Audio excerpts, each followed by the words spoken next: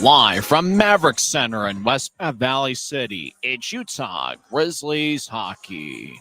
As tonight's the first of a three-game series as the Grizzlies take on the Allen Americans. Hi, everybody. Welcome to Utah Grizzlies hockey. I'm Tyson Whiting. It's the day before Thanksgiving.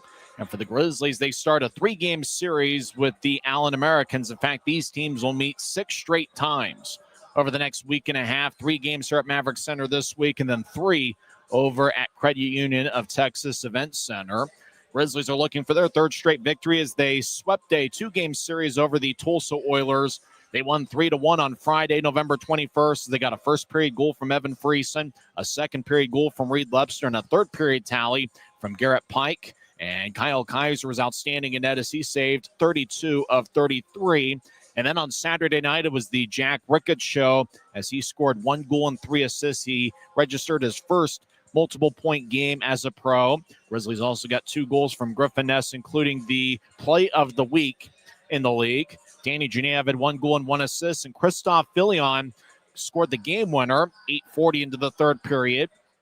It was one that was originally credited to John Gillette, but then the next day it was determined that Filion was last to touch the puck, so he scored the game winner. It was his first professional goal. Hopefully somebody was able to save the puck for him. Dylan Wells saved 25 of 29, and the Grizzlies were 1 for 4 on the power play, and the special teams are going to be a big storyline this week.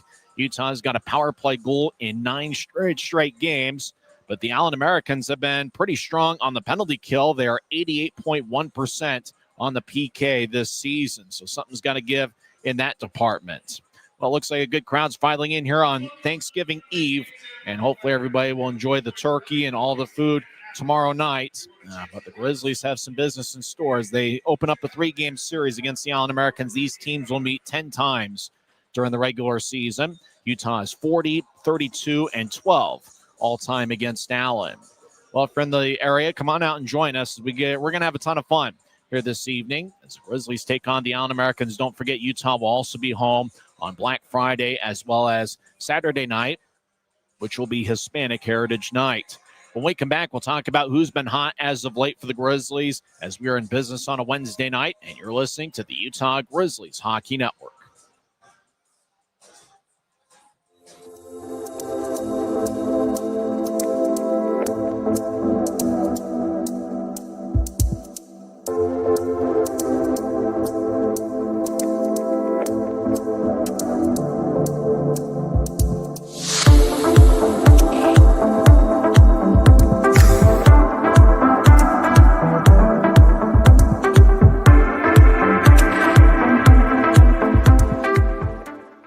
We're 20, and yeah, we're celebrating big.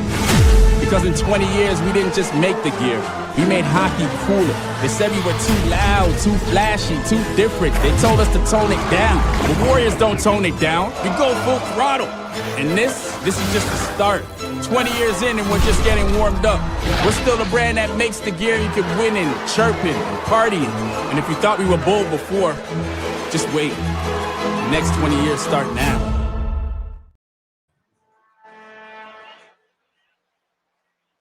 Well, the Grizzlies have been a pretty good club in the month of November. They are 4-2-1 in the month, and they've had some outstanding performers over the last 3 weeks. You think about Danny Genev. He's got a current 5-game point-scoring streak, and he has 8 points, 2 goals and 6 assists in 7 games in November. And how about the captain, Tyler Gratton? He has 8 points, 3 goals and 5 assists in 7 games in November. Gratton has a point in 6 of his last 7 games. Despite the fact the Grizzlies scored 5 goals last Saturday, Gratton was without a point, but he did play pretty solid hockey, and he's going to be on a forward line tonight with Luke Manning and Reed Lebster, and that's been a pretty dominant forward line as of late. You just look at Luke Manning. He has a +4 in his last 6 games, and Reed Lebster leads the Grizzlies with 7 goals on the season. Utah does have quite a bit of forward depth this season. You talk about Genev, and seems like every line he's been on has been pretty impressive. Griffin Ness, he had 2 goals last Saturday. He's got 3 primary assists in his last 5 games. And luckily for the Grizzlies tonight, they get Stepan Timofeyev back. He missed the last 2 games with an upper body injury. Timofeyev has 7 points, 3 goals and 4 assists in his last 8 games. You can't forget about Jack Ricketts, who last Saturday scored his first multiple-point game of his career. Ricketts is tied for 6th among league rookies with 11 points, 6 goals and 5 assists. Ricketts had 4 points last Saturday against Tulsa. It was his first multiple-point game of his career, and he has 6 points, 2 goals and 4 assists in his last 4 games. Ricketts has 15 shots on goal in his last 5 games. He's certainly coming into his own. He'll be on the line with Neil Shea and J.C. Campagnan. That's right, Neil Shea is back in a Grizzlies uniform as he got reassigned to the Grizzlies from the AHL's Colorado Eagles yesterday. Shea's got a goal in 4 of his last 5 games. He has 4 goals and 4 assists in 11 games this season. And so watch out for Neil Shea. He's my pick to click. Everybody make your pick to click because dude's going to be the star of the game for the Grizzlies. Connor Kelly is back after missing Saturday's game, as the Grizzlies have been a pretty deep defensive unit so far this season. You think about the 6 that are going to be in uniform tonight. It's going to be Aiden Hanson-Bukata paired up with Colby Enns. Enns is a +4 to lead all Grizzly skaters this season. Sage Weinstein had an outstanding weekend against Tulsa. He picked up his first professional point with an assist, and he's going to be paired up with Christian Felton, who's a +2 this season. Felton, the second-year pro out of Merrimack. And Luke Salem, he's been solid this year. He's got 4 assists in 14 games. He'll be paired up with Connor Kelly. Grizzlies did pick up some injuries on the blue line last week. Kelly missed Saturday's game. He got hurt somewhere in the middle of Friday night's 3-1 victory in Tulsa. Noah Gansky did get injured in the second period on Friday, missed Saturday's game, and it does sound like his injury is a little bit more in the long-term range, although we didn't get any sort of official word as to how long he's going to be out. And Avery Winslow's been out since game 4 of the regular season when he got cheap-shotted by Idaho's Mitch Wall. Wall did get suspended 2 games by the league for the hit on Winslow. Grizzlies yesterday did sign Kabori Dunn to add some depth to the defensive unit. He was going to play until it was determined that Kelly was good enough to go tonight. Dunn played in 22 games of the Grizzlies. At the start of last season, he had 1 goal and 3 assists. Last year, Dunn wore number 28 for the Grizzlies. This season, he will be number 44. Looks like a decent crowd's filing in here on a Wednesday night. If you're in the West Valley area, come on out and join us as we're going to have a ton of fun here this evening. When we come back to the Grizzlies pregame report, we'll go over the lineups for both teams. This is the Utah Grizzlies Hockey Network. From commercial to recreational truck accessories, Mountain Land Truck Outfitters has got what you need. Flatbeds, spray and bed liners, lifts and leveling kits, wheels and tires. Mountain Land Truck Outfitters proudly uses a brand you know and trust. And with our experienced, knowledgeable, and friendly staff, your visit here will be informative and enjoyable. Stop into our convenient location in Provo at 265 South 100 West or call 801-225-4637 to get a quote for your fleet or individual truck. Mountain Land Truck. Les Schwab changed the tire game more than 70 years ago. Today, we still believe that you should get more from Les. Like exclusive tires we design ourselves means more tires made for the roads that you drive, less compromise. And we include America's best tire warranty in every tire we sell. It's more unbeatable warranty, less charging you extra. And our 60-day satisfaction guarantee means you'll be way more satisfied and way less stressed. For all this and more, you get more from Les. Welcome back to Utah Grizzlies Hockey. I'm Tyson Whiting. Face-offs in about 10 minutes from now as the Grizzlies take on the Allen Americans for the first time this season. These clubs will meet 10 times during the regular year. Let's go over the lineups for both teams. First for the visiting Allen Americans, who are led by Steve Martinson. That's right. He is back with his second stint as an Allen Americans head coach. He's also the general manager. Matt Register, the future League Hall of Famer, will be acting as an assistant coach tonight. Register is out with an injury. Register has 2 goals and 1 assist in 4 games this season. Starting in net's going to be Marco Costantini. He is 23 years old, out of Hamilton, Ontario. His twin brother, Anthony Costantini, is going to be one of 6 defensemen for Steve Martinson tonight. They were both born on August 4th, 2002. I'm not sure which one was born first on that date in 2002. Costantini catches with his right. He is 6'1" and 190 pounds, and so far this season in 10 games, he has a record of 3-4-3 with a .920 save percentage and a 2.89 goals against average. Allen does allow quite a bit of shots per game, as they allow 37.5 shots per game, which is the most in the league. And so despite the fact he's got a .920 save percentage, it is a 2.89 .89 goals against average. So we'll see how many shots the Grizzlies have, not only tonight, but in the next 6 games. All of them are going to be against the Allen Americans. The recent addition, David Tendek, will be the backup for Costantini tonight.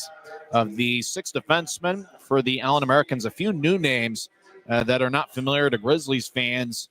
Andre Anania is in his second season as a pro. He spent last year with the Savannah Ghost Pirates. He's going to be on the top defensive pairing.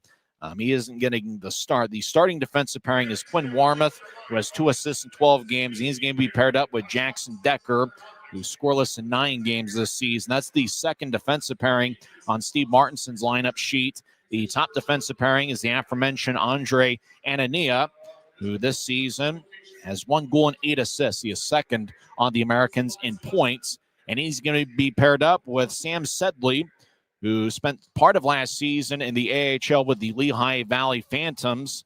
Sedley also played with Reading in this league, where he was with Grizzly captain Tyler Gratton, who led Reading with 20 goals last season. And Ryan Anderson, the current Grizzlies assistant coach. Anderson was the coach with the Sedley, who spent most of last season with the Reading Royals. Sedley is out of Stratford, Ontario, and he is 22 years old. So that's the top defensive pairing. Decker and Warmoth are going to get the start. We also have Braden Simmons Fisher, who's the son of former Detroit Red Wing Yuri Fisher, and he's going to be paired up with Marco Costantini's twin brother, Anthony Costantini, who spent the last 2 years with the Tulsa Oilers. So that's the 6 defensemen for Steve Martinson's crew. The starters are Decker and Warmoth. The starting forwards for Allen include Harrison Blaisdell, who has 3 goals and 2 assists in 13 games. Spencer Asachuk, who's been with the Allen Americans for a long, long time. The Allen Americans are 17 years old, and Asachuk's not been there for all 17, but he has been there for over 10. Asachuk is 6'2 and 6'6 and 225 pounds. So far this season, he has 1 goal and 3 assists in 12 games. And also getting a start is Brad Morrison, who has 2 goals and 3 assists in 11 games. Morrison played last season with the Allen Americans, a native of Prince George, British Columbia. So the starting forwards again are Blaisdell, Asachuk, and Morrison. We also see former league MVP Hank Crone out there, and watch out for him, as well as Braden Watts, who leads the Allen Americans with 11 points this year, 5 goals and 6 assists. Michael Gildon and Thomas Cron are also going to be out there, as well as Colby McCauley, Chase Maxwell, and Troy Murray is going to be acting as a forward tonight, normally a defenseman. So Allen, in terms of what they naturally play, are going with 9 forwards and 7 defensemen. They are without Colton Hargrove, who's serving the second of a 2-game suspension. And earlier today, Kevin Spinazzi just quit the team. He's, I imagine, he's going to be heading for a team overseas, but Spinazzi has been removed from the Allen Americans roster. Now let's go over the homestanding Utah Grizzlies lineup, led by first-year head coach John Buchanan and assistant coaches Ryan Anderson and Jack Skilley. Grizzlies have a record of 7-6-2. It's game 16 of 72 in the Grizzlies' final hunt. They're 1-3-1 at Maverick Center this season. Getting the start in net's going to be Kyle Kaiser. He's been a great story for the Grizzlies. Kaiser has appeared in 3 games, and he's got a 3-0 record with 1 shutout. He has a 1.33 goals against average and a .962 save percentage. He has saved 102 out of 106. His last appearance was last Friday, 5 days ago, where he saved 32 of 33 in Utah's 3-1 victory. Dylan Wells is going to be the backup tonight. We'll probably see Wells at some point later on in this series. Grizzlies are going with 12 forwards and 6 defensemen. Remember last Saturday, the Grizzlies were shorthanded with just 15 skaters, and they really, just did what they had to do, and they came up with a great effort, winning 5-4, but it was really 5-3 as Tulsa scored a goal with 4/10 of a second left in the third period. Starting defensive pairing for the Grizzlies is going to be Colby Enns, who has 1 assist in 11 games, and he has a +4 rating. He's been solid every game, and he'll be paired up with Aiden Hansen-Bukata, who has 8 assists. Bukata doesn't have a goal yet this season, but 8 assists in 12 games and a +2 rating. So Enns and Hansen-Bukata are the starting defensive pairing.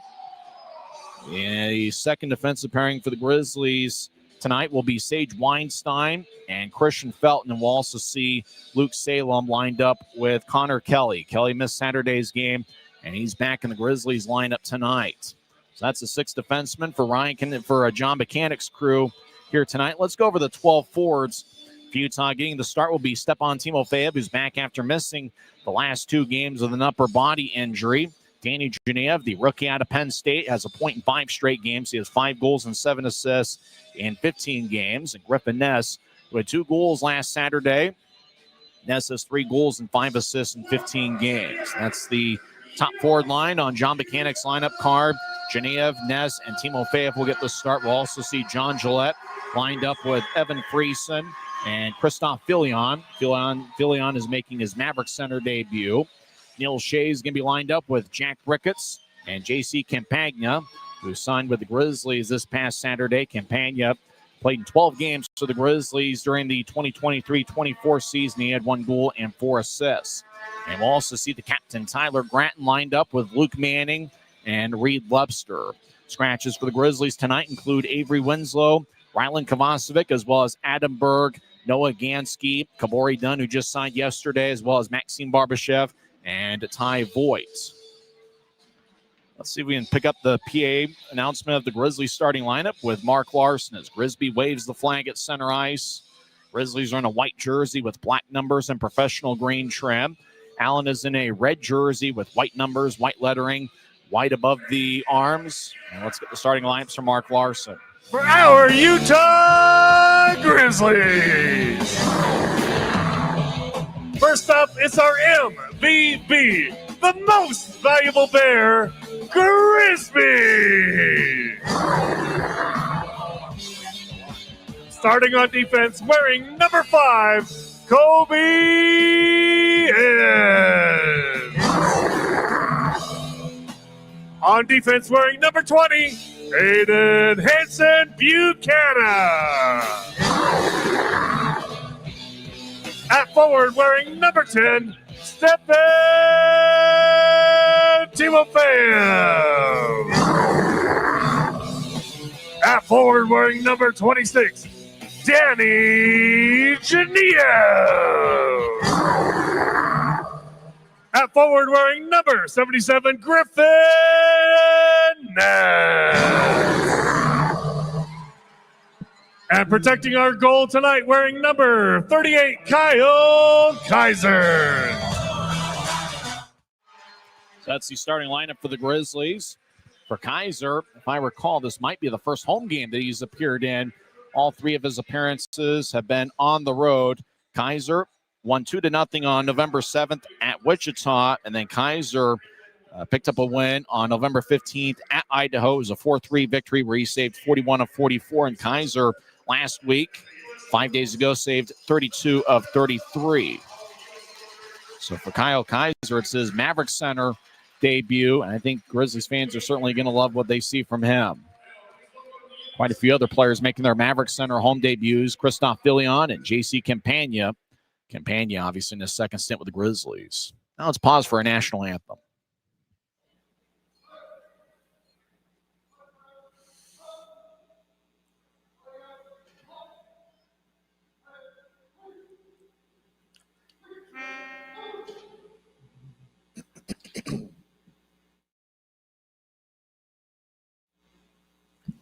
Now, please rise and remove your caps for the singing of our national anthem, performed tonight by David Pack. Oh, say, can you see by the dawn's early light what so proudly we hailed at the twilight's last gleaming,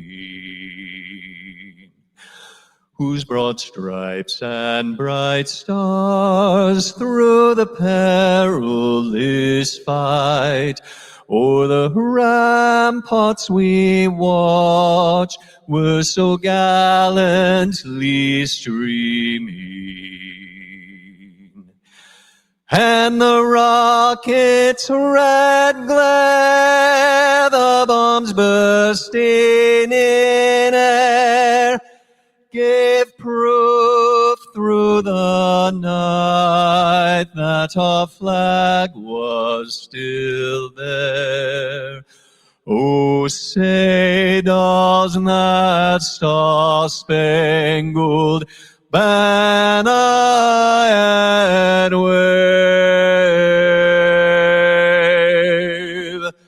o'er the land of the free and the home of the brave.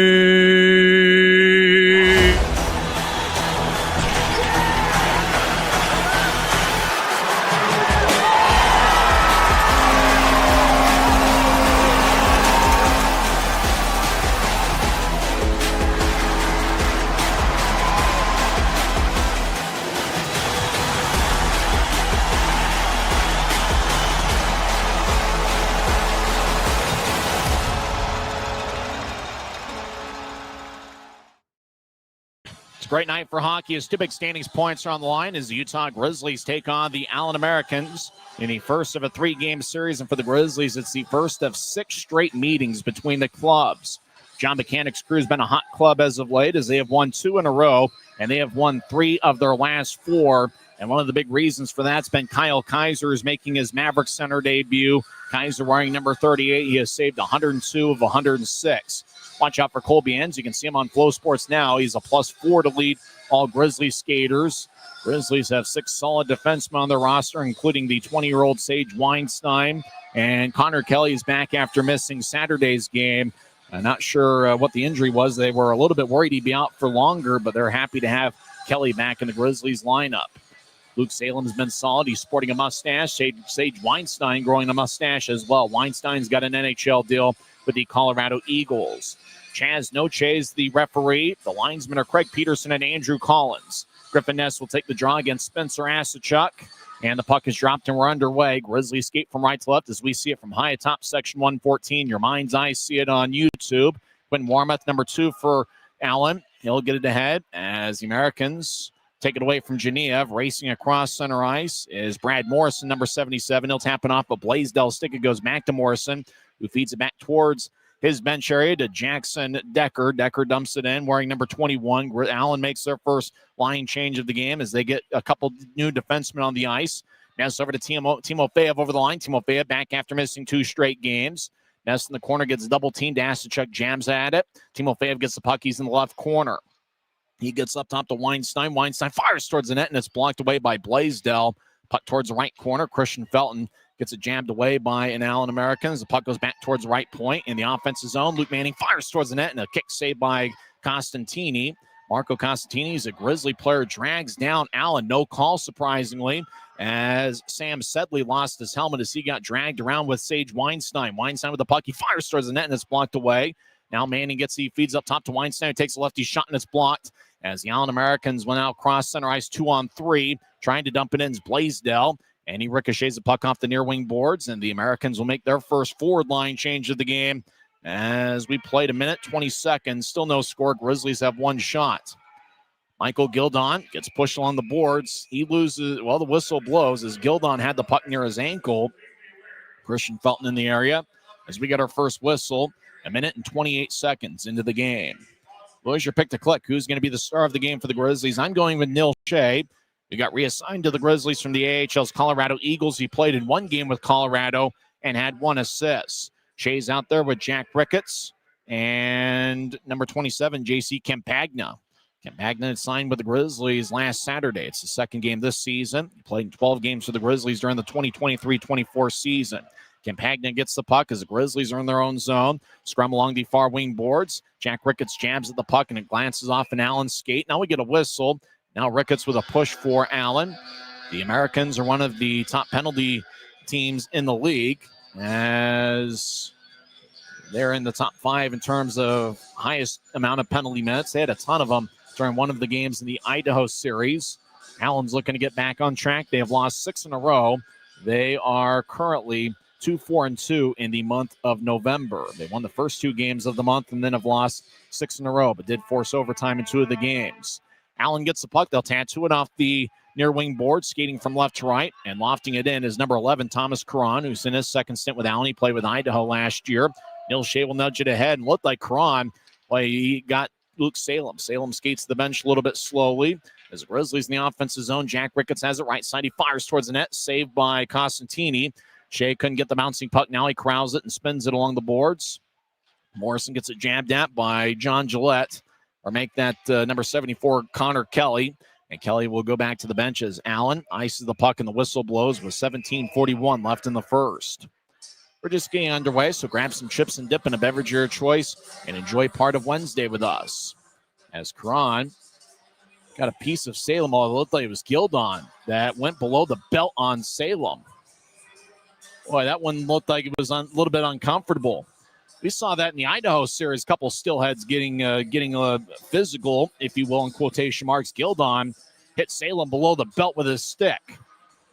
So we're 2 minutes in. Still no score. Grizzlies have taken the first two shots. Tough angled shot from the left side by Christoph Filions, blocked away by Costantini.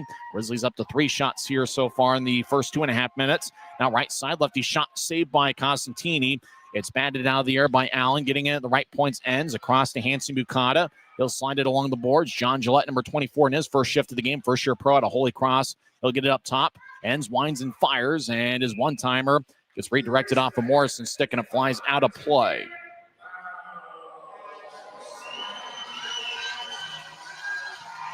So faceoff's going to be the American zone. Grizzlies up to 4 shots. Remember, Allen allows 37.5 shots per game. So they're one of those teams that you can get as many shots as you want against them. It's just one of those things that, Costantini and David Tendek are pretty good goaltenders. And the combination of those two have a pretty strong save percentage. Costantini in 10 games has a .920 save percentage. Just something where the Americans allow so many shots, and the Grizzlies already firing away 4 times here in the first 3 minutes. Allen wins the draw, and skating in his second shift of the game is Jackson Decker. He'll get out to center ice. He'll loft it in. Puck bounces towards the right corner. Weinstein collides with Hank Crone. Crone, a former league MVP, dancing around. Second stint with the Americans. He'll drop it up to the right side, now up top for Warmouth. Now back towards the left corner. Sharp angled shot hits the side of the net, as that was taken by number 91, Michael Gildon. As the Grizzlies, Felton gets it to Genev. Genev back up top for Weinstein in the Grizzly zone. Weinstein's 10 feet in front of Kyle Kaiser. Weinstein dancing around. Now he'll move it to his right. Grizzlies will tap it off the boards to Ness, who one-hands it in. Genev drops it off. Timofeyev down the middle of the ice. Backhand shot saved by Costantini. It's floated by Allen back to center ice. Salem gets it to the Utah line. He'll pitch it ahead to his left. Timofeyev over the offensive line, trying to get to Genev, and it's jabbed away by Sam Sedley, second-year pro, played with Reading in the Lehigh Valley team in the AHL, Lehigh Valley Phantoms. And Sedley, a second-year pro. He is from Stratford, Ontario. Puck towards the right point. 2-on-2 scrum. Manning joins the play. A third American comes in. Lebster nearby. Allen comes out with the puck. Sedley will tap it off the glass, and the puck hit opposite center ice, rolls towards Salem at the Utah line and get it across to Kelly. Kelly left wings it to Gratton, who gets it tape to tape. Gratton skates over the offensive line. The captain tried for a shot towards the middle of the ice, or maybe a centering pass to Lebster, and just had a glance off his stick. Gratton goes down as he's now in front of Costantini. Fans wanted a penalty, but we keep skating 5-on-5. Sedley out to center ice, challenged by Hanson Bukata. Bukata will slide it to the Allen line. Allen gets it back to the left wing. Asachuk tried to move it towards the middle of the ice as he was trying to hit Braden Watts, the Allen leading scorer with 11 on this season, 5 goals and 6 assists. Sedley skates around Costantini's net, and he'll tap it off the glass, and the puck slides deep into the Grizzlies zone. Ends will stride after it, and icing is on the Americans with 15:18 left in the first.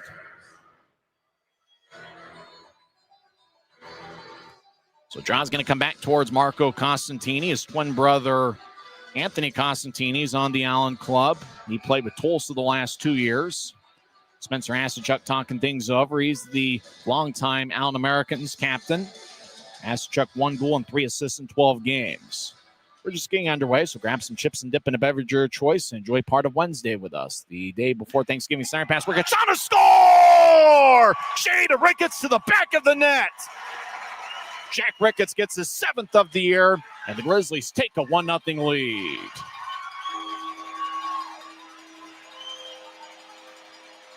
Lights go flickering on and off. Neil Shea was behind the net, and a beautiful pass out in front to Ricketts. Ricketts just coming off his best game as a pro with 1 goal and 3 assists.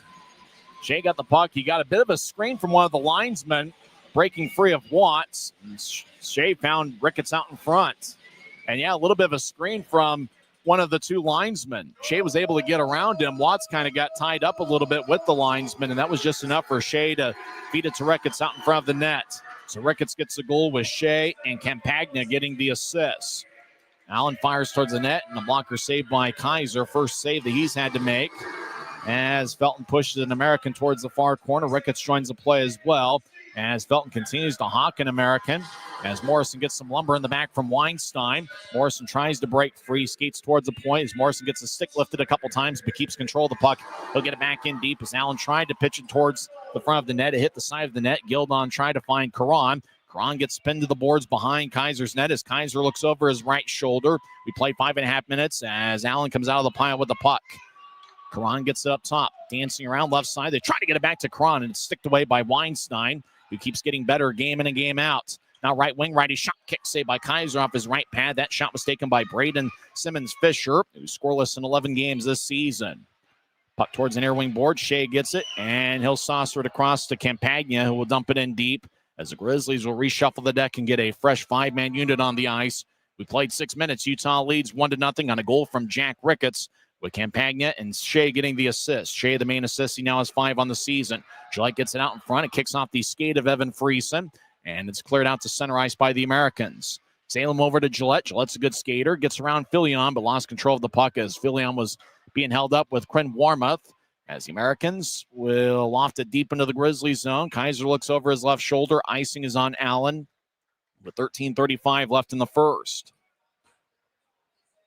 We've been talking about Jack Ricketts all year long with his scoring ability, and it was just one of those plays, a little bit of a lucky break for the Grizzlies, having to get around as Watts had to get around the linesman. And Shea's been a pretty good distributor with the puck. We've seen him score goals in years past, but Shea's done it passing the puck quite a bit. And Ricketts, he knows how to finish. With him now scoring 7 goals this year, he's tied with Reed Webster for the club lead. Ness kicked out of the face-off circle. Timofeyev, who's missed the last 2 games with an upper body injury. Remember, he got hit up high by Caleb Pearson. And now Ness will take the draw again for Utah. Face-off won by the Americans. Grizzlies skate from right to left during the first period. Allen will tap it off the glass. Grizzlies get it back with Connor Kelly, who missed Saturday's game. Kelly good enough to go. Salem gets it ahead. Genev in the area. Puck goes deep into the Allen zone.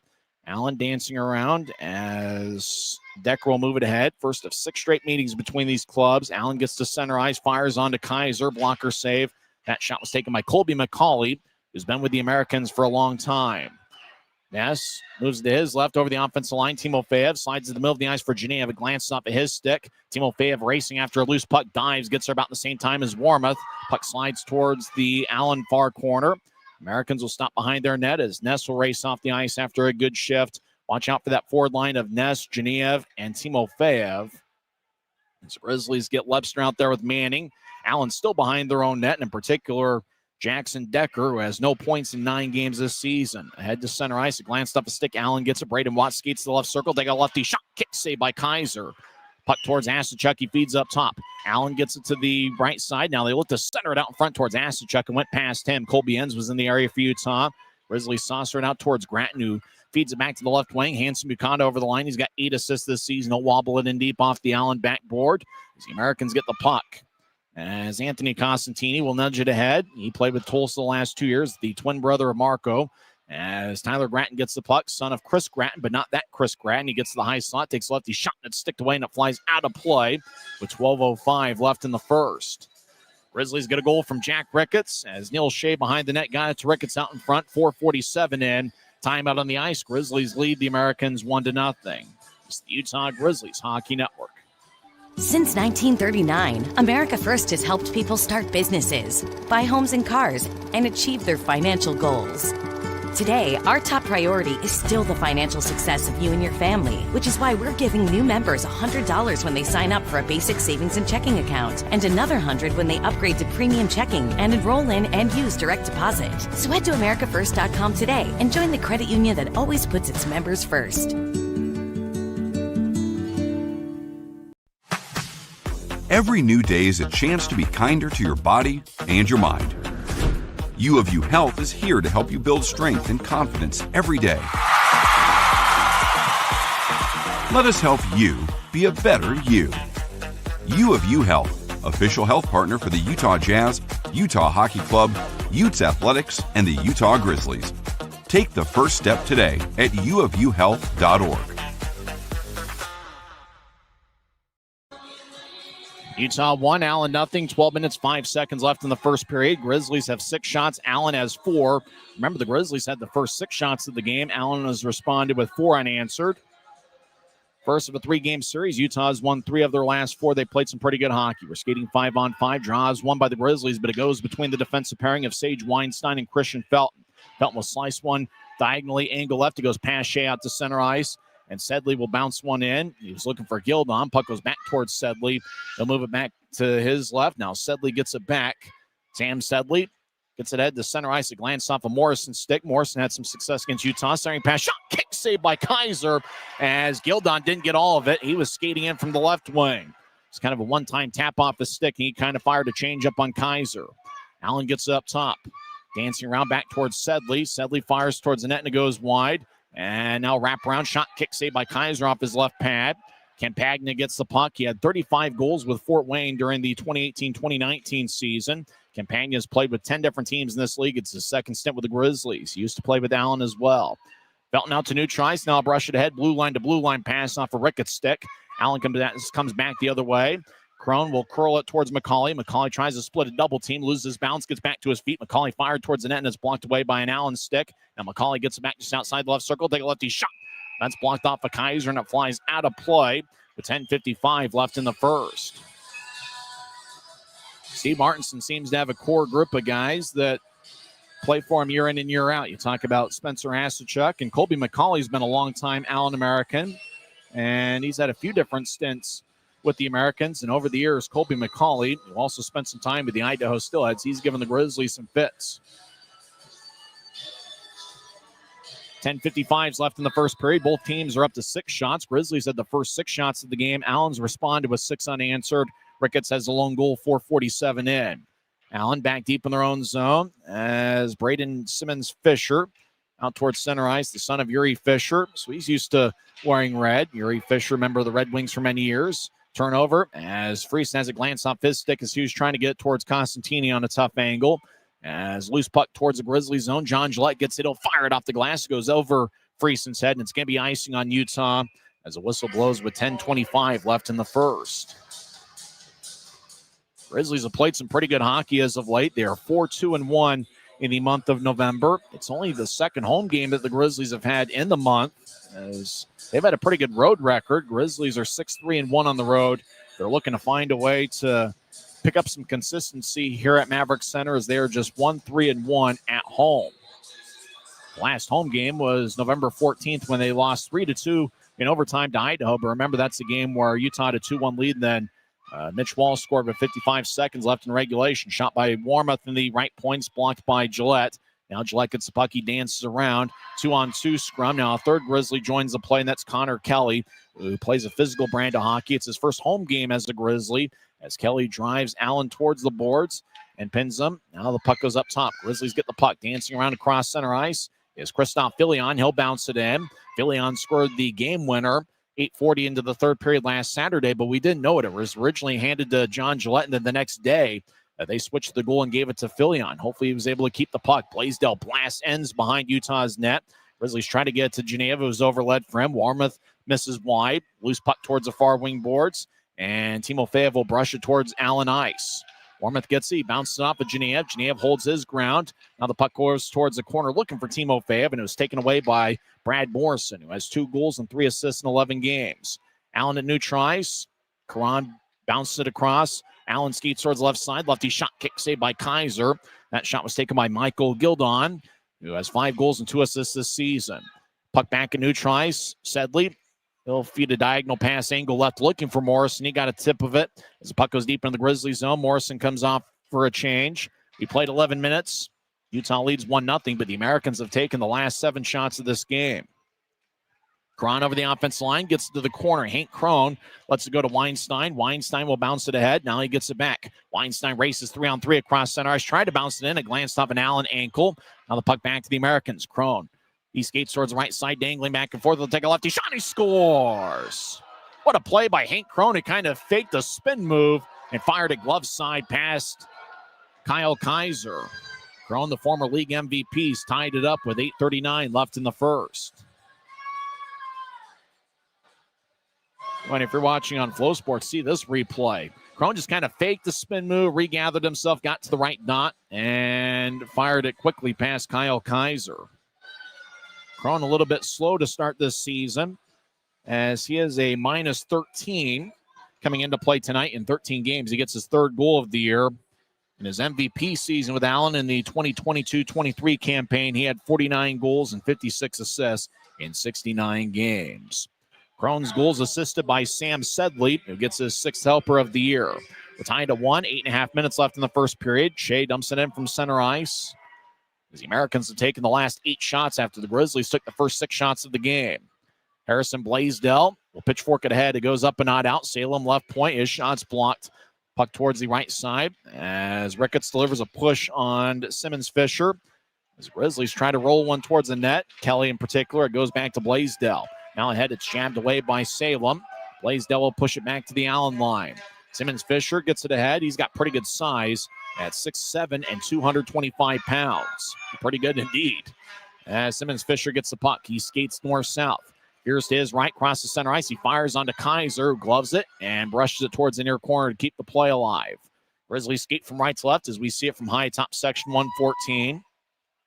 As Luke Salem whips the puck towards the near side, John Gillette battles with Warmoth towards the Utah line. Warmoth pushes Gillette towards the boards. 2-on-2 scrum as Allen trying to jab it out, and they do. Colby McCauley gets it to Crone. Crone, the Allen goal scorer, pitches to his left as the Americans race towards the left corner.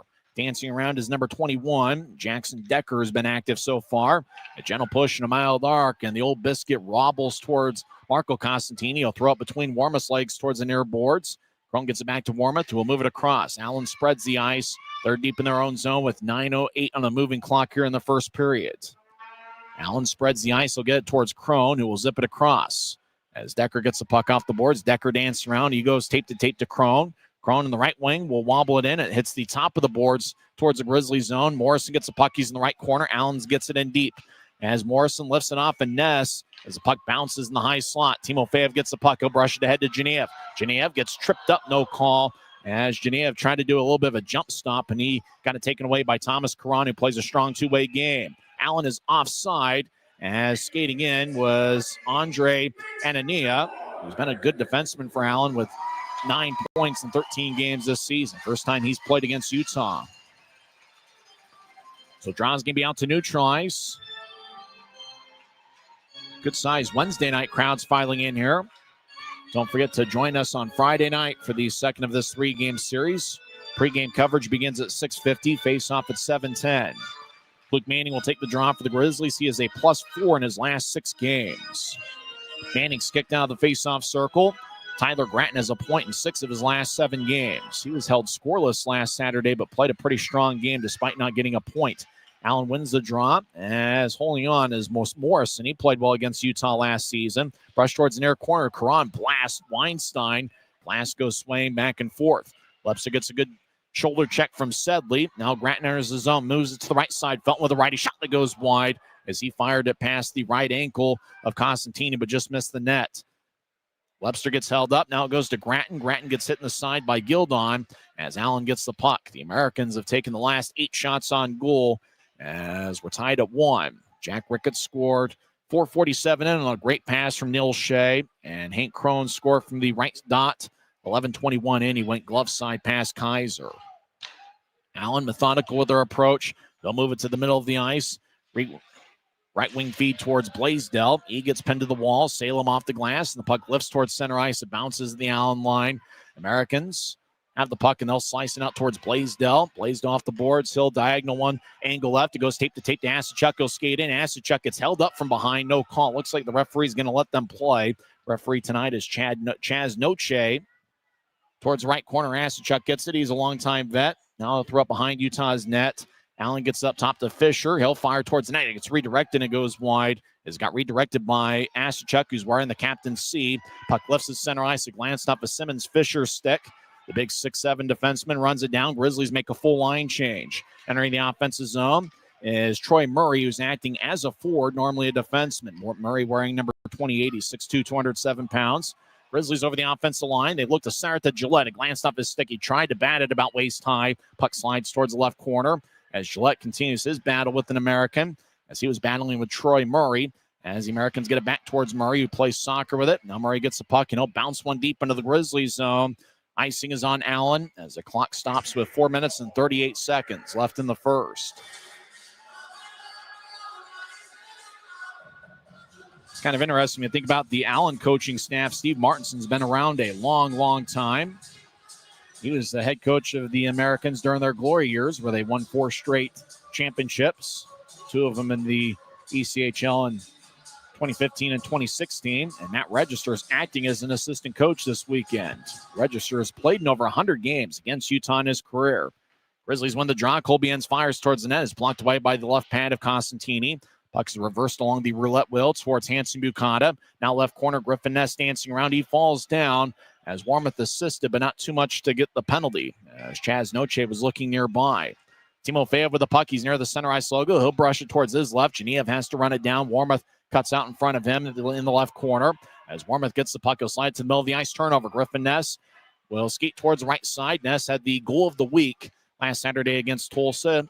Shot from the right side, kicked by Costantini. As that shot was taken by Timofeyev. Timofeyev gets it back. He'll move it up top. Weinstein in the high slot. Slides towards his left. Now he gets the Timofeyev. Right side. His shot goes over the crossbar and wide. As Genev tried to move it to the middle of the ice and jabbed at it. Missed it. He'll throw it to the corner for Ness. Ness up top. It's taken by Allen. It will lift it over the head of Weinstein. As Timofeyev runs it down in the Grizzlies zone. Gets to Felton, back to Timofeyev. Head to Genev at center ice. Genev dumps it in as the Grizzlies will switch up skaters. Weinstein comes off Timofeyev, and Genev exit as well. Allen has the puck deep in their own zone. Less than 3.5 minutes left in this first period. We're tied at 1. Ricketts and Crone have the goals. Ricketts for Utah, Crone for Allen. Americans back deep in their own zone. Sam Sedley, second-year pro, gets across center ice, and he'll fly it in. Sedley chasing after. He's got good speed. Gets there about the same time as Felton. As Gildon joins the play, he gets held up by Manning, or make that Salem behind the net. As Grattan delivers a push on an American, Salem joins the play. Christian Felton looking nearby. He boxes out Gildon. Kaiser looks over his left shoulder. Less than 3 minutes left in the first period. Puck slides towards the near wing boards. Allen gets it, and curling it back behind him is Anania. And Gildon fires it wide. Puck towards the left corner. Karan skates towards the left point. Trying to cycle it back to the corner. It's taken away by Utah. As Reed Lepster crosses center ice, moves to his left. Lepster avoids a check. Now he skates towards the left side, trying to get it across. It glanced off a Karan stick, and it flies out of play into about row 6 of section 102. And a fan comes away with a frozen vulcanized rubber disc. Timeout on the ice. 2:34 is left in the first. We're tied at 1. It's the Utah Grizzlies Hockey Network.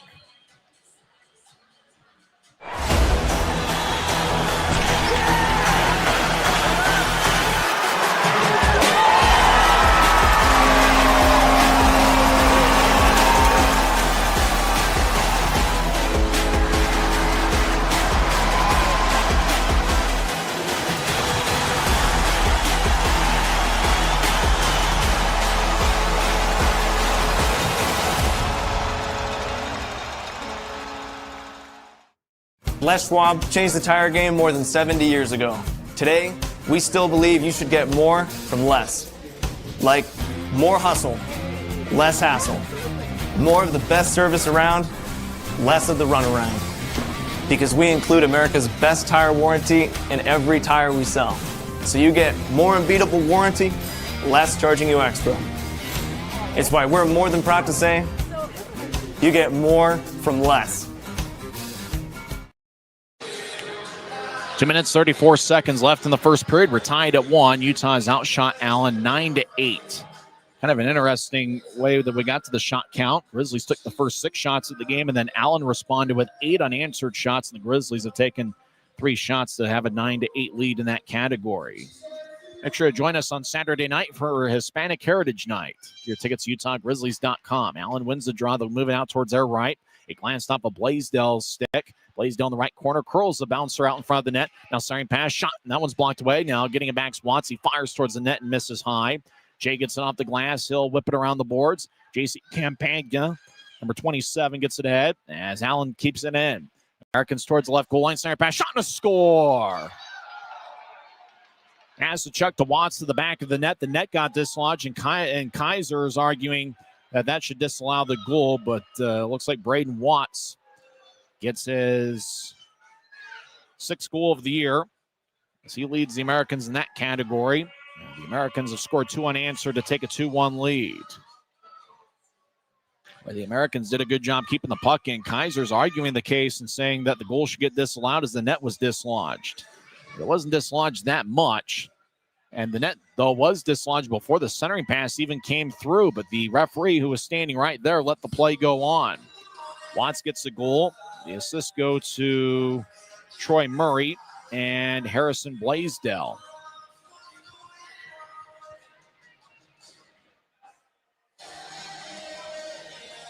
And now it looks like referee Chaz Noche is talking it over. It looked like, based on that one replay, that the net was dislodged before the centering pass even came through. It wasn't like it was wide open. They show it again. It was clearly open. The net was dislodged. And then Kaiser leaned on it a little bit, and then the centering pass came through. But it wasn't dislodged to the point where it couldn't be played. But Kaiser knew, and the net was dislodged for a good 5 seconds before the goal got scored. And so Kaiser is arguing the case.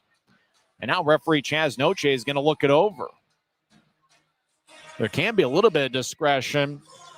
That net in particular gets dislodged a decent amount. But if it's kind of point blank in the rule book that says if the net's dislodged, no goal, then Grizzlies have a big case. Every now and then you may see a goaltender who knows that the net can get open pretty quickly. If he knows he's in danger, and kind of nudge it open just a little bit. So this would be an interesting one. And the referee was looking right at it. He was at the corner. He had to have seen that net was out of place. And he could have easily blown the whistle, but he kept it on, especially when Allen was able to keep the puck in. Then they got back towards the left corner. And then once they got to the corner, the centering pass connected to Watts. 17:51 left in the first period. Right now the scoreboard has it as a 2-1 game. Kyle Kaiser's hoping it's still a 1-1 tie. Roger Orn, the head off-ice official, is looking things over, and the rest of the off-ice crew. It was pretty clear that the net was open. It wasn't wide open, as I mentioned, but it was open. And so Chaz Noche is looking it over. The question really is it his discretion as to whether he's going to allow the goal or not? So let's see. Chaz Noche comes out of the box after he looked at the tablet, and he says, no goal. It's a 1-1 game. And Steve Martinson can't believe it. So no goal. The net was dislodged. Martinson's going to have an argument because it was dislodged for a while, and Allen was in a position to score. It wasn't kicked over him. Martinson continues his argument. He's been rather calm here. So the net was open, and it was open for a good 10 seconds. As the puck then ended up getting reversed to the left wing, Allen got it back in deep, and then they centered it out in front.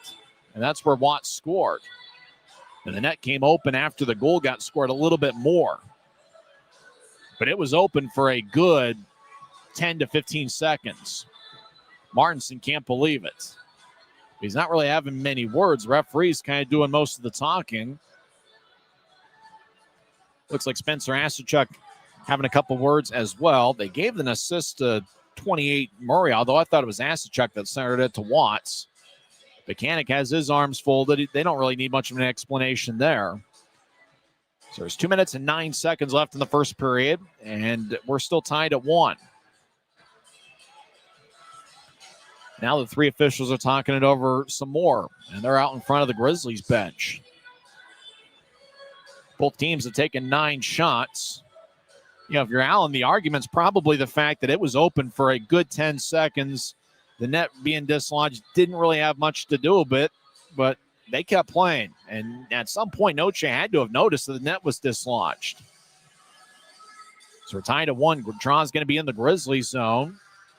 Martinson tried to remain calm. Martinson didn't lose his cool that much during the play. So whatever the explanation Chaz Noche had, Martinson seemed to be at least fine enough with it to where he didn't have a big-time argument. Draw's going to be over in the left circle. We're tied at 1. Both teams have 9 shots. This looks like it's going to be a pretty fun series. Contrast of styles. We've been skating 5-on-5 this entire time. Ricketts will take the draw for Utah against Kobe McCauley. Draw kind of held up in the circle a little bit. Kelly gets after Utah, wins a faceoff. He fires it, it hits the glass and goes out of play. And referee Chaz Noche says it got tipped, so no delay of game. As a fan coming away with a souvenir behind Utah's bench. Draw's going to stay in the left circle with there's now 2:02 left in the first. Make sure to follow the Grizzlies on Facebook, Instagram, X, formerly known as Twitter, and TikTok. Grizzlies are superstars on TikTok. I'm not on TikTok, but I'm on X at Tyson on Sports. Draws over the left wing. McCauley will take it. This time for the Grizzlies, looks like it's Evan Friesen taking the draw. And the draw goes to the middle of the ice. Ananomi fakes a shot. Now he takes one, and a save by Kaiser. Grizzlies race out to neutralize. John Gillette dangling back and forth. He'll nudge it off an Allen stick. Anania chases after along with number 23, Sam Sedley, who's been pretty impressive for Allen so far. Americans pitchforking out to center ice. Puck skips into the Grizzlies zone. Kaiser out of his net will fire it off the near wing boards. Filion gets the outlet pass. Now he battles with an American. Puck goes back to the Utah line. Friesen gets it. He'll nudge it back to Hanson Bucata. Grizzlies spread the ice. AHB down the middle of the ice to Gillette at neutral ice, and he dumps it in. Grizzlies will make a full line change. The only guy out there is Friesen, and Friesen will drift towards neutral ice, and he'll come off. A minute 17 on a moving clock. First period, we're tied at 1. Allen has outshot Utah 10-9. A lot of shots during Allen Americans games this season. The puck's lofted off the stick, and it goes deep into the Grizzlies zone. Weinstein gets there before Gildon. Gildon on the back check as Weinstein will move it out to center ice. Grizzlies will nudge it ahead. Genev to the right corner. He gets cut off by Caron. Or make that number 21, Jackson Decker, who's 5'11", 175 pounds. Right corner as Genev goes down. Nest of the puck slides it to the middle. It's jabbed by Warmoth. Timofeyev gets it in the high slot to push it back to the right corner. Everybody vacated it. Puck goes to Watts. Watts will slide it out to center ice for Asachuk, who will tap it off his stick. Asachuk tried to negotiate his way around Weinstein. Felton gets the puck. Christian Felton out of Merrimack will veer off to the right, stops at the Allen line, and he'll get it in deep as he ricochets one behind Costantini's net off the glass. Allen will move it back to center ice. Salem will throw it back in. Costantini couldn't cut it off behind his net. Grizzlies switch up skaters. 20 seconds left on a moving clock here in the first period.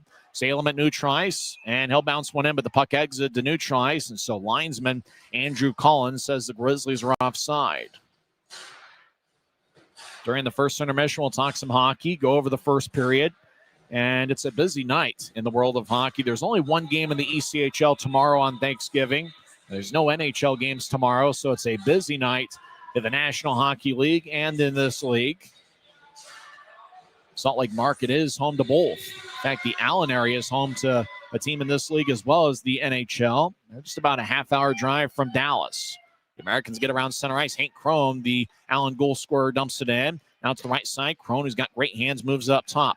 Crone gets held up along the boards. 2 seconds left in the period, and that will do it for 20 minutes here at Maverick Center. It looks like it's going to be a very interesting couple weeks. 3 games here at Maverick Center and 3 next week over at Credit Union of Texas Event Center.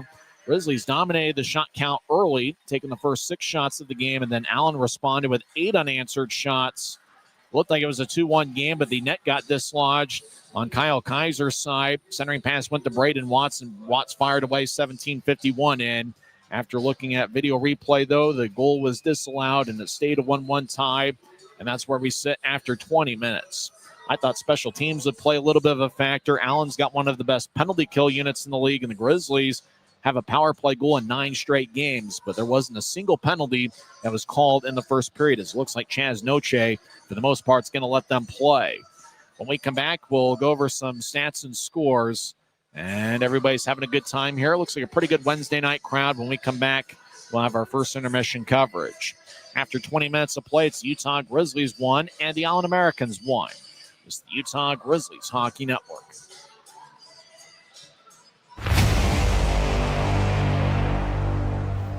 Tonight's game is brought to you by the ECHL, celebrating its 38th season of affordable family entertainment.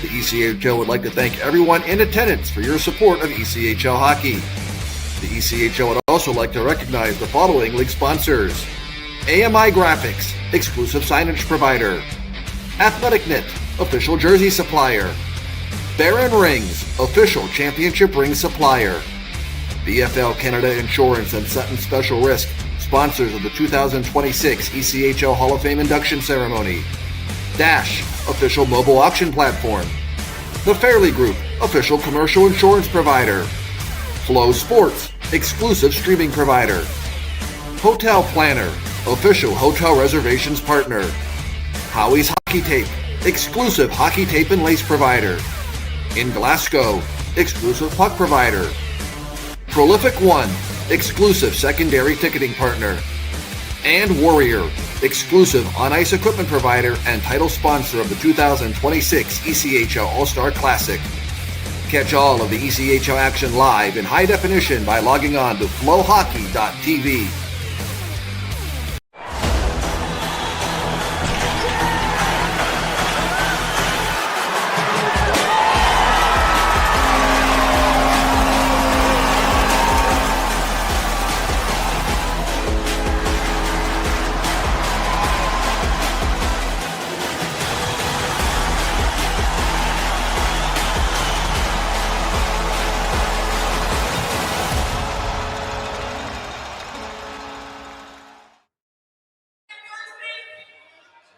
First intermission here at Maverick Center, and we're tied at 1. I had a little bit of a conversation with Tim Broussard, who's hanging out with us in section 114, and he had mentioned that it's pretty much, in terms of the rule, when the net gets dislodged, referee really has no choice but to say no goal. And so they looked at it quite a bit. It was pretty clear that the net was dislodged 17:51 in when Braden Watts scored. So it was just, there wasn't much of a gray area there, as much as it's just, hey, if it's dislodged, there's no goal.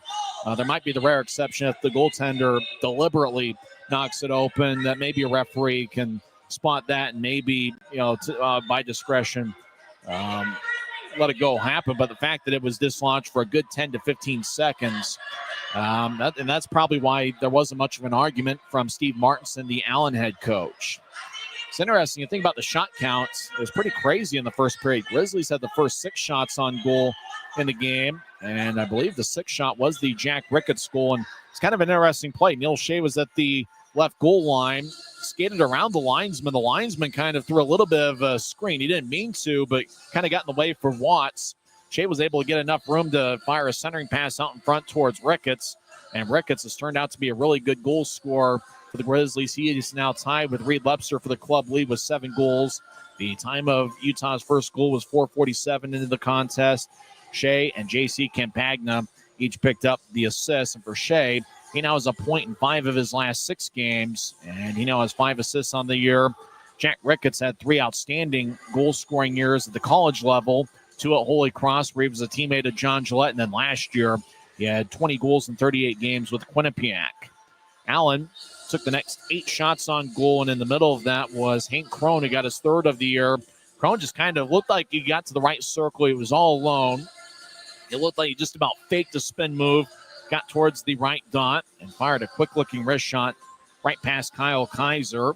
Crone, a former MVP in this league, as he was unbelievable for the Americans during the 2022-23 season, where he had 49 goals in 69 games. Last year, he had 15 goals in 48 games. The Idaho Steelheads 2 years ago with Allen, 17 goals in 40 games. He's a little bit slow to start this season. He came into play a minus 13 in 13 games. But Crone found the back of the net, 11:21 in. The lone assist went to Sam Sedley.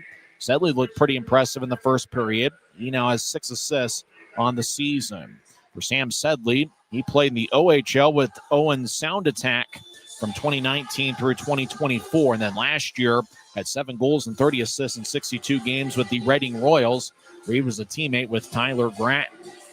We talked about special teams possibly playing a factor, but there wasn't a single penalty committed by either club. And obviously we've been talking about that goal that was disallowed with the open net, and that was 17:51 into the first period. It would have been Braden Watts getting his 6th goal of the year, but it just was just one of those things that just based on the rule and how long the net was dislodged, it was no goal. Well, if you're watching on Flow Sports, there's the first period stats.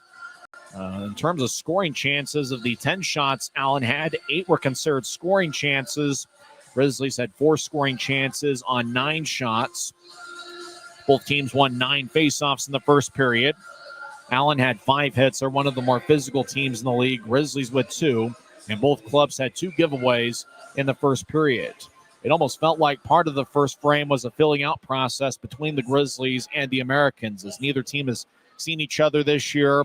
There's quite a few players on the Allen club that are facing the Grizzlies for the first time. And you got 2 pretty new head coaches. Obviously, Steve Martinson had been Allen's coach before, but he hasn't coached against this particular Grizzlies unit with the head coaching staff of Mechanic, Anderson, and Skilly. And obviously the Grizzlies coaches, all of them are either in their first year with their respective role, and Anderson's in his second year as an assistant coach in this league. They're not really familiar with Allen, and Allen isn't quite familiar with this particular Grizzlies team, which is certainly a lot different in terms of a style of play than what we've seen from the Grizzlies in years past. So there was a bit of that filling out process between the Grizzlies and Americans in the first period. And with that, you got 2 teams that have pretty different styles. So I'm expecting a very interesting 6-game series. And that's right, 3 games here at Maverick Center. And then the Grizzlies and Americans will get on a plane sometime early next week. And they will face each other at Credit Union of Texas Event Center 3 times next week, including a game next Wednesday, 7 days from now, which will be a morning game. That's right, a game is going to be started at 9:30 in the Mountain Time Zone on Wednesday, December 3rd. So these teams aren't familiar with each other now, but they certainly will over the next 10 days. And both, like, statistically, a very evenly played first period. We'll see what happens here in the second frame. Remember, the Grizzlies have been a strong second period club this season. They are outscoring opponents 16-13 in the second periods this season. So we'll see what happens in the middle frame. There's quite a bit of action across the league. A few games have gone final in this league. In overtime, Trois-Rivières gets a 3-2 win over Adirondack. Trois-Rivières' record goes to 7-5-0-2. Adirondack is 6-4-2-1. Greenville opened up a can on Greensboro. 8-1's the final there. Former Grizzly Keaton Mastrodonato had 1 goal for the Swamp Rabbits. And that was a very balanced attack, as it looks like the Swamp Rabbits got goals from 8 different players. Greenville, an 8-1 victory over Greensboro. That was a road win, as Greenville, their record this season goes to 8-7. Jacksonville defeats Florida 3-2 in overtime. Fulp got the game winner. Former Grizzly Kyle Betts had one of the 2 Florida goals. Jacksonville picked up the extra standing point, 3-2 the final in overtime. In a game that also went to overtime, Walker scored both goals for Kalamazoo. Kalamazoo gets a 2-1 victory over Fort Wayne. Both of those teams will meet tomorrow night over in Fort Wayne. Guy Krenz and Jared Youngman's Atlanta Gladiators get a 6-3 victory over South Carolina. Remember, Atlanta's going to be in town 2 weeks from now to take on the Grizzlies in a 3-game series. Allen got a pretty balanced attack. Goals from 6 different players. Allen's record goes to 10-4 this season. They defeat the South Carolina Stingrays 6-3. Wheeling over Indy 5-2. That game played over at West Banco Arena. Games in progress. Late third period, Cincinnati's clinging to a 2-1 lead over Toledo. Trot has both of the Cincinnati goals. Other games in progress. Early third period, Iowa leads Bloomington 3-2. Former Tulsa captain Eddie Matsushima has one of the goals for Bloomington. Patterson, Stewart, and Johnson have the goals for Iowa. And after one period at the Monument, Idaho and Rapid City are tied at 1. Parker Bowman scored for Rapid City 4:53 into the contest, and Ty Pelton-Bice tied it up for Idaho 6:26 in. So that's the other scores across this league. When we come back, we'll go over the NHL scores.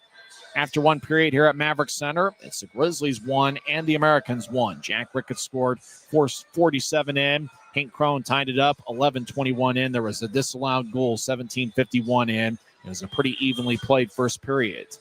We're back for NHL scores on the other side. You're listening to the Utah Grizzlies Hockey Network. Every new day is a chance to be kinder to your body and your mind. U of U Health is here to help you build strength and confidence every day. Let us help you be a better you. U of U Health, official health partner for the Utah Jazz, Utah Hockey Club, Utes Athletics, and the Utah Grizzlies. Take the first step today at uofuhealth.org. From commercial to recreational truck accessories, Mountain Land Truck Outfitters has got what you need. Flatbeds, spray and bed liners, lifts and leveling kits, wheels and tires. Mountain Land Truck Outfitters proudly uses a brand you know and trust. And with our experienced, knowledgeable, and friendly staff, your visit here will be informative and enjoyable. Stop into our convenient location in Provo at 265 South 100 West or call 801-225-4637 to get a quote for your fleet or individual truck. Mountain Land Truck Outfitters. We're tied at 1 after one period. Grizzlies and the Allen Americans are in the second intermission. We'll talk with our good friend Tim Broussard as he's hanging out high atop Section 114. Busy night in the National Hockey League. The Grizzlies NHL affiliate, the Colorado Avalanche, have a 2-0 lead after one period as Nathan McKinnon scored a power play goal and Ross Colton also found the back of the net. Avalanche outshot the Sharks 15-5 in the first period. In a game played downtown Salt Lake City, Canadians lead the Mammoth 1-0 as Zach Bolduc scored a power play goal, 10:38 in. Hudson and Suzuki with the assist. That's certainly Bolduc as Montreal's off to a quick start. They lead 1-0. Zach Bolduc with his 5th of the year. Canadians have outshot the Mammoth 5-1. That game's 12.5 minutes in. Late second period, Blackhawks get a goal from Connor Bedard, and Jason Dickinson's also found the back of the net. Both of them are second period goals, and the Blackhawks lead the Wild 2-0. Getting underway in just a couple minutes. Senators are at the Golden Knights. Canucks are at the Ducks. How about the Ducks so far this season? They're 14-7-1. And the Dallas Stars will take on the Seattle Kraken. A few games have gone final in the National Hockey League. Predators defeat the Red Wings 6-3. Our good friend Charles Edward Dastu found the back of the net for the Tampa Bay Lightning. He scored 1:02 into the first period. And that made it a 2-0 game as Brandon Hagel scored 39 seconds in. Dastu with his second goal of the season. And the Lightning defeat the Flames 5-1. Remember Charles Edward Dastu, the Grizzlies legend, who's been with the Lightning for about a month now, and he's been a regular in the lineup. He certainly looks like he fits in. He scored a minute and a half into the first period tonight. Dastu was a +1 for Tampa Bay. He had 21 minutes and 58 seconds worth of ice time. He had the second most minutes for a Lightning defenseman tonight. He had 27 shifts, which led all Lightning defensemen. They were without Victor Hedman tonight. Dastu with one shot, he made it count. He blocked his shot, had a hit, had a giveaway, had a takeaway. Dastu did it all for the Lightning tonight. They defeat Calgary 5-1. Dastu now has 2 goals as a member of the Lightning. Flyers defeat the Panthers 4-2. Devils in overtime get a 3-2 victory over the Blues. The overtime game winner was scored by Simon Nemec. Bruins get a 3-1 victory over the Islanders. Penguins defeat the Sabres 4-2. Capitals over the Jets 4-3. Rangers defeat the Hurricanes 4-2. Hurricanes outshot the Rangers 38-18, but it was the Rangers that come away with the 4-2 victory, 4 goals and 18 shots. And in overtime, William Nylander scored the game winner 4:40 into the extra session. Maple Leafs 2 and the Blue Jackets 1. They've got SimbaCam going on here at Maverick Center. Some people don't have a significant other that they can carry, so a lot of them are taking their beer cans and just lifting them. It's just like this is part of SimbaCam. Somebody's got a bag of popcorn. We got a bag of popcorn right here. We want to thank Nadine Hellewell for getting us a bag of popcorn. We'll do SimbaCam right here with the bag of popcorn that we've got. Maybe Tom will have some popcorn as well. Tim Broussard. Maybe we'll get some to Tommy Daniels, who made the trip as well, the longtime Allen Americans broadcaster. Well, we're having a good time here on a Wednesday night. When we come back, we'll have third period action. We're tied at 1. We'll see who breaks the deadlock on the other side. Remember, the Grizzlies have outscored opponents 16-13 in the second periods this season. You've been listening to the Intermission Report on the Utah Grizzlies Hockey Network.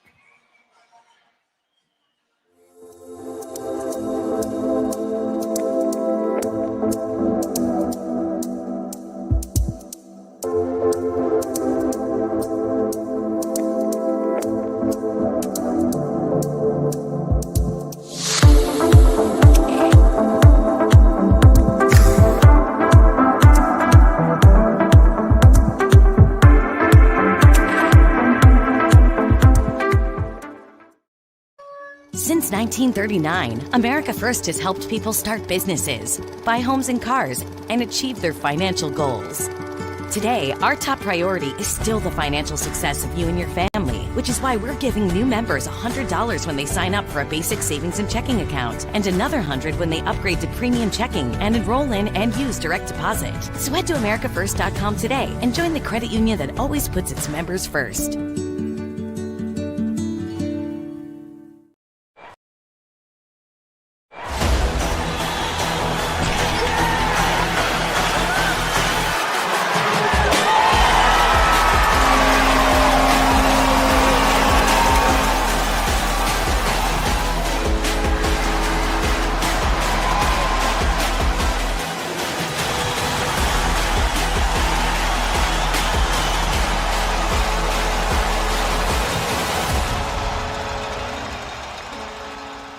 Les Schwab changed the tire game more than 70 years ago.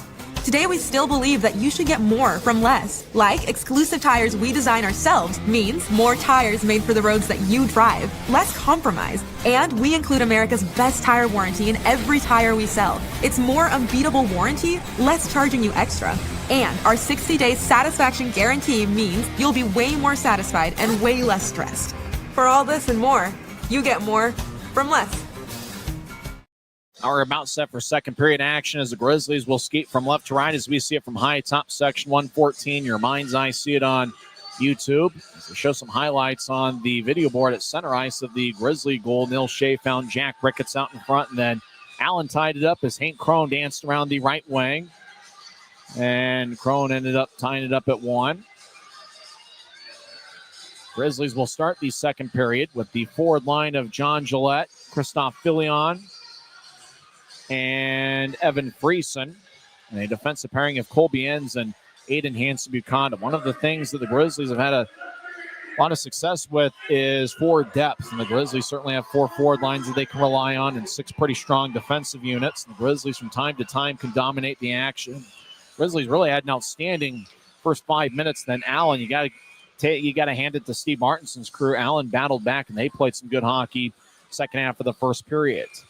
Friesen will take the draw against Spencer Asachuk, who goes 6'6" and 230 pounds. See if the Grizzlies can utilize their speed here in the second period. Utah is one of the faster teams in the league. That's part as to why they've had so much success in the second periods over the last few years. Allen wins the draw as Quinn Warmuth, number 2. He'll zip it ahead to center ice. It's off a stick, and it bounces back towards Colby Enns. Enns a first-year pro. Gets to Friesen. Over towards Filion. Filion races to the Allen line, right wing. Gets it to Gillette. Gillette bounces off of his stick. Puck lifts towards the right goal line. It's taken back by Jackson Decker, number 21. Decker will tap it off the glass. Grizzlies get it back. Angle right pass connects to Gillette. Gillette over the offensive line, skates towards the right corner. He gets bounced to the boards by Warmuth. Taking the puck is number 29, Braden Watts. Watts will move it ahead. He used to play with the Wichita Thunder. Watts, a Dallas native.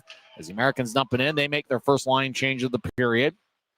Grizzlies, John Gillette has a glance off his stick. Morrison around Utah's net. Pitches out in front. Now a shot, and that one sticked away. Felton or Kaiser might have gotten a stick in the way on the Gildon shot.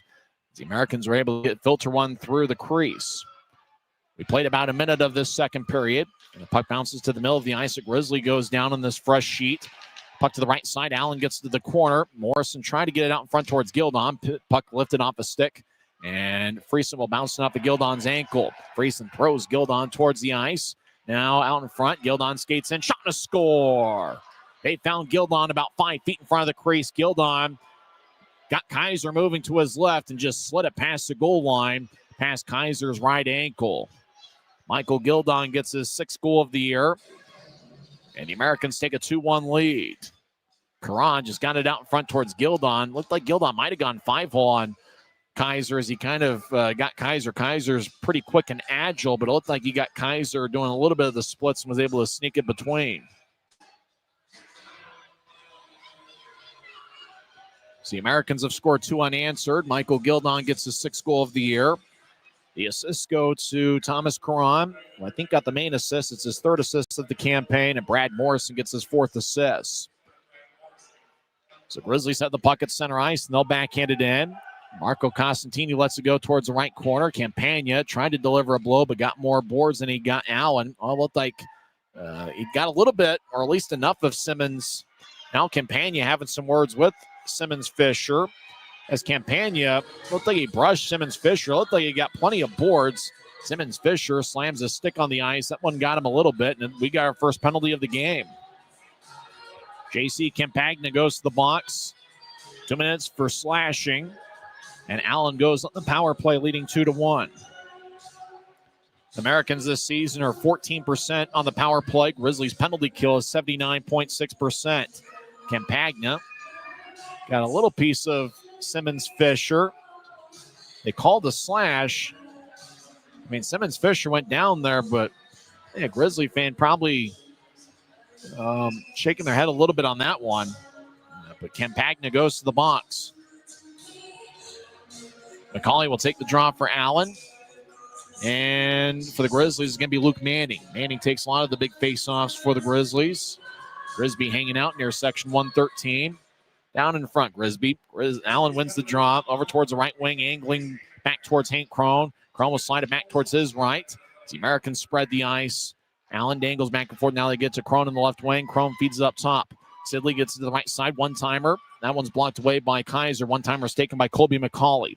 Sedley over to Crone just outside the left circle. He dances around. Now he feeds back up top. Sedley gets towards the right side as McCauley fakes a one-timer, gathers the puck. He's being challenged by Enns. Up top to Sedley, who's now on the left point. Down low to Crone, left corner. Back up top to Sedley. Sedley fakes to his right. Now skates towards the left circle. Sedley near the board, surveying. Now he'll get it back towards Crone, but it goes past Crone off the end boards. Now Crone trying to center out in front. It's taken away by Salem. Salem battles with Crone, who will brush it towards the left corner. Gildon has a glance off his stick. Manning takes the puck and he'll race out to neutralize. Manning back checked by Gildon, but keeps the puck over to Ness. Right side, he swings and misses as he had Gildon towards his back, and in front of him was Sedley. Felton at center ice will push it ahead. Grattan gloves it, drops it. Left side, he'll take a lefty shot that's blocked. Sedley and Grattan Clyde, they were teammates with Reading last season. As Sedley gets the puck, and we are 45 seconds left in Allen's power play. Americans will start filtering players on and off. Sedley over the offensive line, drops it for Morrison, who skates towards the right side. Morrison trying to get up top to Crone. It's taken away. Lepster will nudge it ahead and chase after it. Lepster gets the puck down the middle of the ice. He'll dingle back and forth, take a righty shot. He scores! Reed Lepster gets a shorty, and we're tied at 2.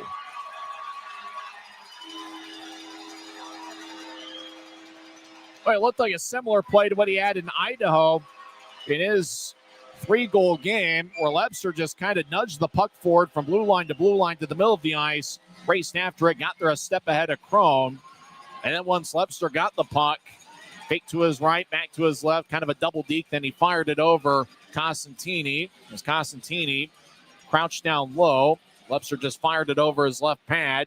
It's an unassisted goal for Reed Lepster, who now retakes the club lead. He's got 8 goals. In the first period, Ricketts tied him up with 7. It's a shorthanded goal. It's the second shorty for the Grizzlies this season. I think both have been scored by Lepster. 10 seconds left in the Allen power play as we're tied at 2. Allen's outshot Utah 13-10. Warmoth down the middle of the ice. Tries to split a double team and does so successfully. Drops off to Asachuk left goal line. Asachuk skates in back in. Shot saved by Kaiser. And Kaiser covers up in the crease. Coming out of the box is Campagna. As we're tied at 2, Reed Lepster. Certainly been an energizer bunny for the Grizzlies all season.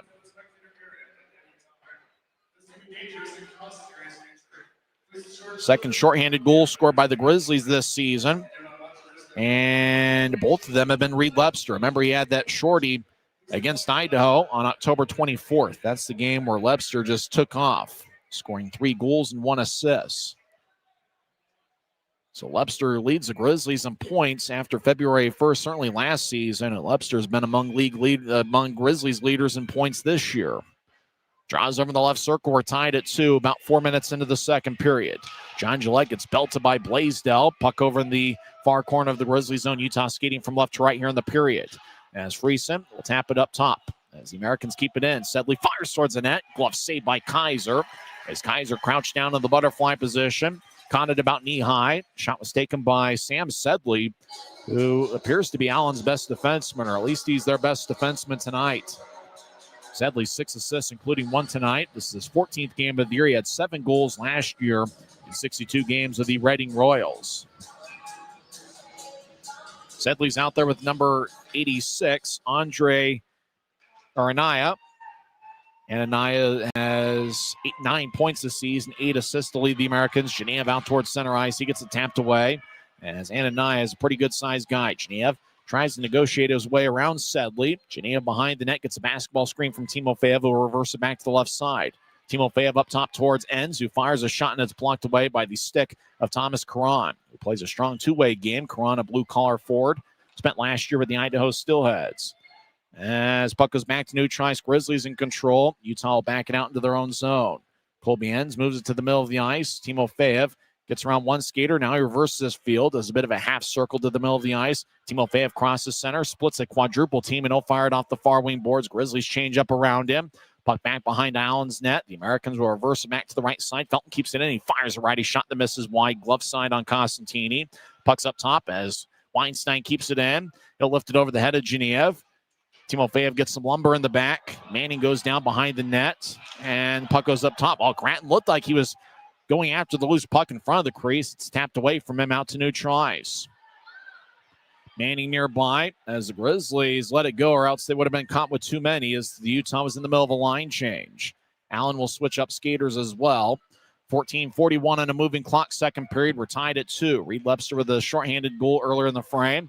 Left wing, shot. That one's blocked away. Shot was taken by Tyler Gratton. Well out of his crease is Kaiser. He outlets it to Neutrice. Goes past Felton. Sweeping in deep's McCauley, who gets lumbered in the back by Webster. Felton back in the near corner. He skates around and then stops behind Kaiser's net. Felton fakes to Kelly. Kelly back after missing Saturday night's game. Utah is without Noah Gansky. He might be out a while with an injury. I think it was upper body. As Felton dances around. Now he stays behind Kaiser's net. Now Felton will move it to his left. Rink wide feed, angle right. Off an Allen stick towards Lepster. Will bounce one towards the Allen zone. Americans clear it back to center ice. Kelly will tap one off of Blaisdell. Gratton gets the puck. He's in the Grizzlies zone. Trying to get around Blaisdell. Took it away from him. Puck towards the near corner. As Watts collides with Kelly. Kelly tries to shield Watts from the puck as the puck goes back towards the right corner. Utah taps it around. Over in the area to center ice, Gratton gets the puck, races over the offensive line left wing. Centers to Lepster, but it glanced off his stick as Lepster had his head up looking for Costantini. Ashton gets knifed away by Lepster towards Utah's bench. Simmons Fisher gets it ahead to Watts. Watts gets double team, veers off to the left, drops it to Asuchuk down the middle of the ice. Lefty shot gets redirected by Kelly. Connor Kelly started the year with the Colorado Eagles. Puck slides towards the right side. Allen gets the puck in the corner. They try to center it. It's knifed away by Shea. Grizzlies will pitch it. It hits a stanchion towards the near wing boards. Allen in the offensive zone. Morrison will take a lefty shot, and it goes over the crossbar. Taps off the glass. Puck to the right side. Warmoth will get it towards Watts, who tried to center it to Morrison. Pass was too hot for him to handle. Ends behind the net. Gets double teamed. Puck drifts towards Kelly behind the net.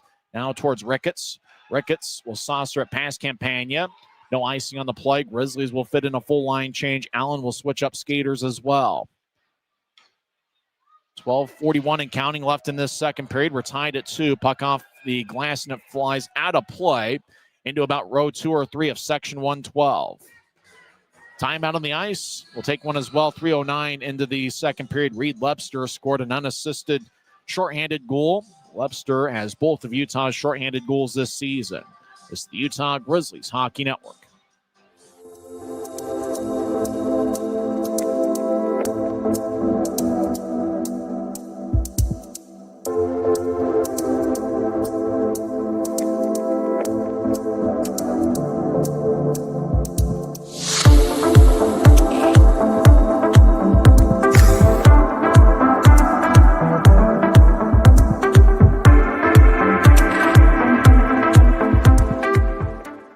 We're 20, and yeah, we're celebrating big. Because in 20 years, we didn't just make the gear. We made hockey cooler. They said we were too loud, too flashy, too different. They told us to tone it down. The Warriors don't tone it down. We go full throttle. And this is just the start. 20 years in and we're just getting warmed up. We're still the brand that makes the gear you can win in, chirping, partying. And if you thought we were bold before, just wait. The next 20 years start now. First of a 3-game series here at Maverick Center. Day before Thanksgiving. I'm sure everybody's looking forward to their Thanksgiving traditions. I have one tradition. I watch the 1993 Cowboys-Dolphins Thanksgiving game. I end up watching that during the evening game, which this year will be Ravens and Bengals. Leon Lett will definitely not be watching the 1993 Cowboys-Dolphins Thanksgiving game. Draws it neutral ice. We're tied at 2. We've had a pretty fun one here. Allen's outshot Utah 16-11, but it's been pretty evenly matched. Puck goes deep into the Allen zone. Grizzlies skate from left to right as we see it from Section 114. As Sam Sedley, he's been one of Allen's best defensemen.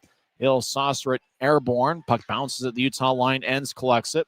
Enns moves it to his right. It's picked off by Gildon. Gildon over the offense line, but he just couldn't wait for Chase Maxwell to clear up and tag up to neutral ice offside of the Americans with 12:14 left in the second.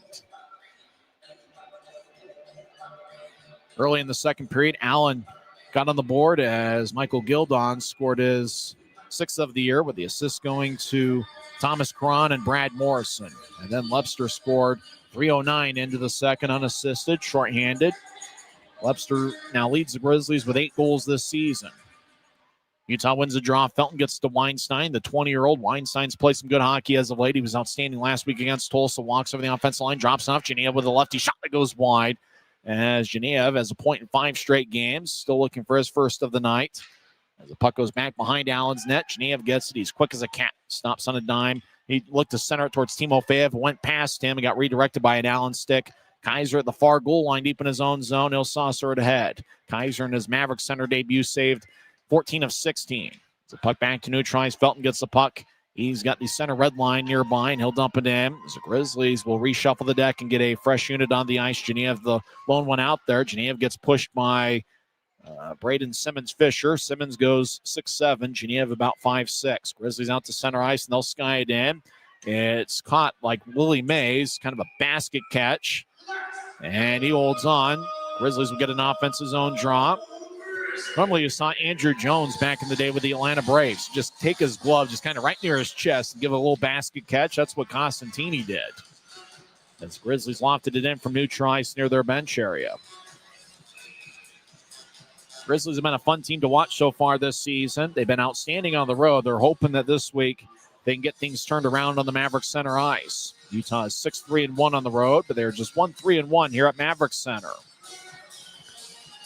Manning will take the draw. He's a +4 over his last 6 games. He wins the faceoff. Gratton's got a point in 6 of his last 7. Gets to Lepster. Lepster gets hit in the back by Jackson Decker.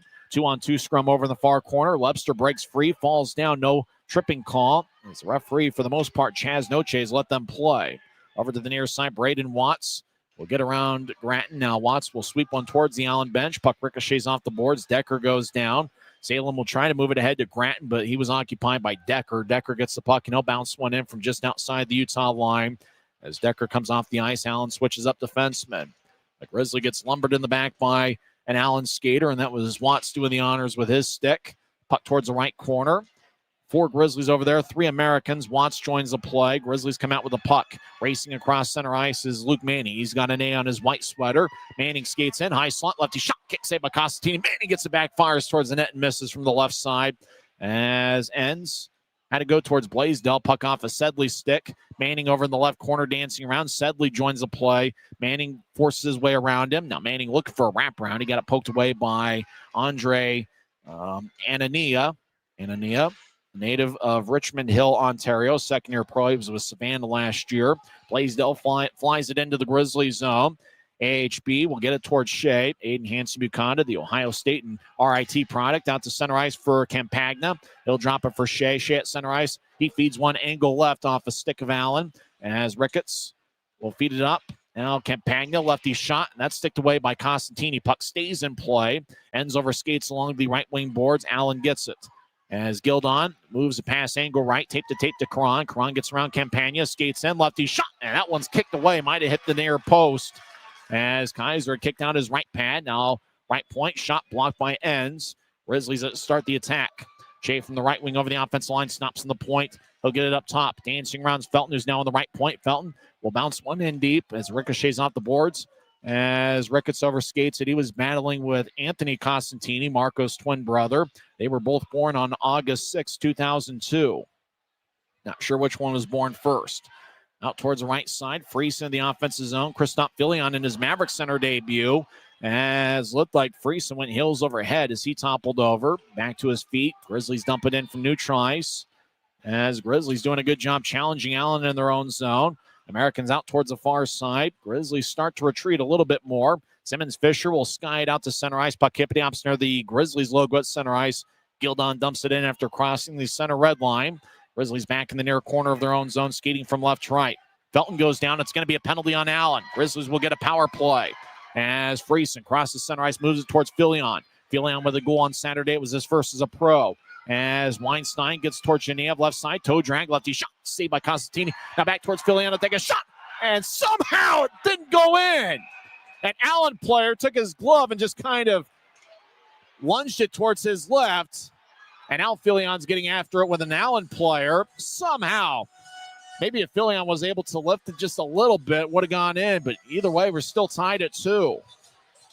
It looked like Troy Murray was very upset with Filion. It's a late penalty. Utah is going to get a power play. Boy, they were very close to getting a goal on the delayed penalty. Net came open, and somehow it didn't cross the goal line. Here's a replay for watching on Flow Sports.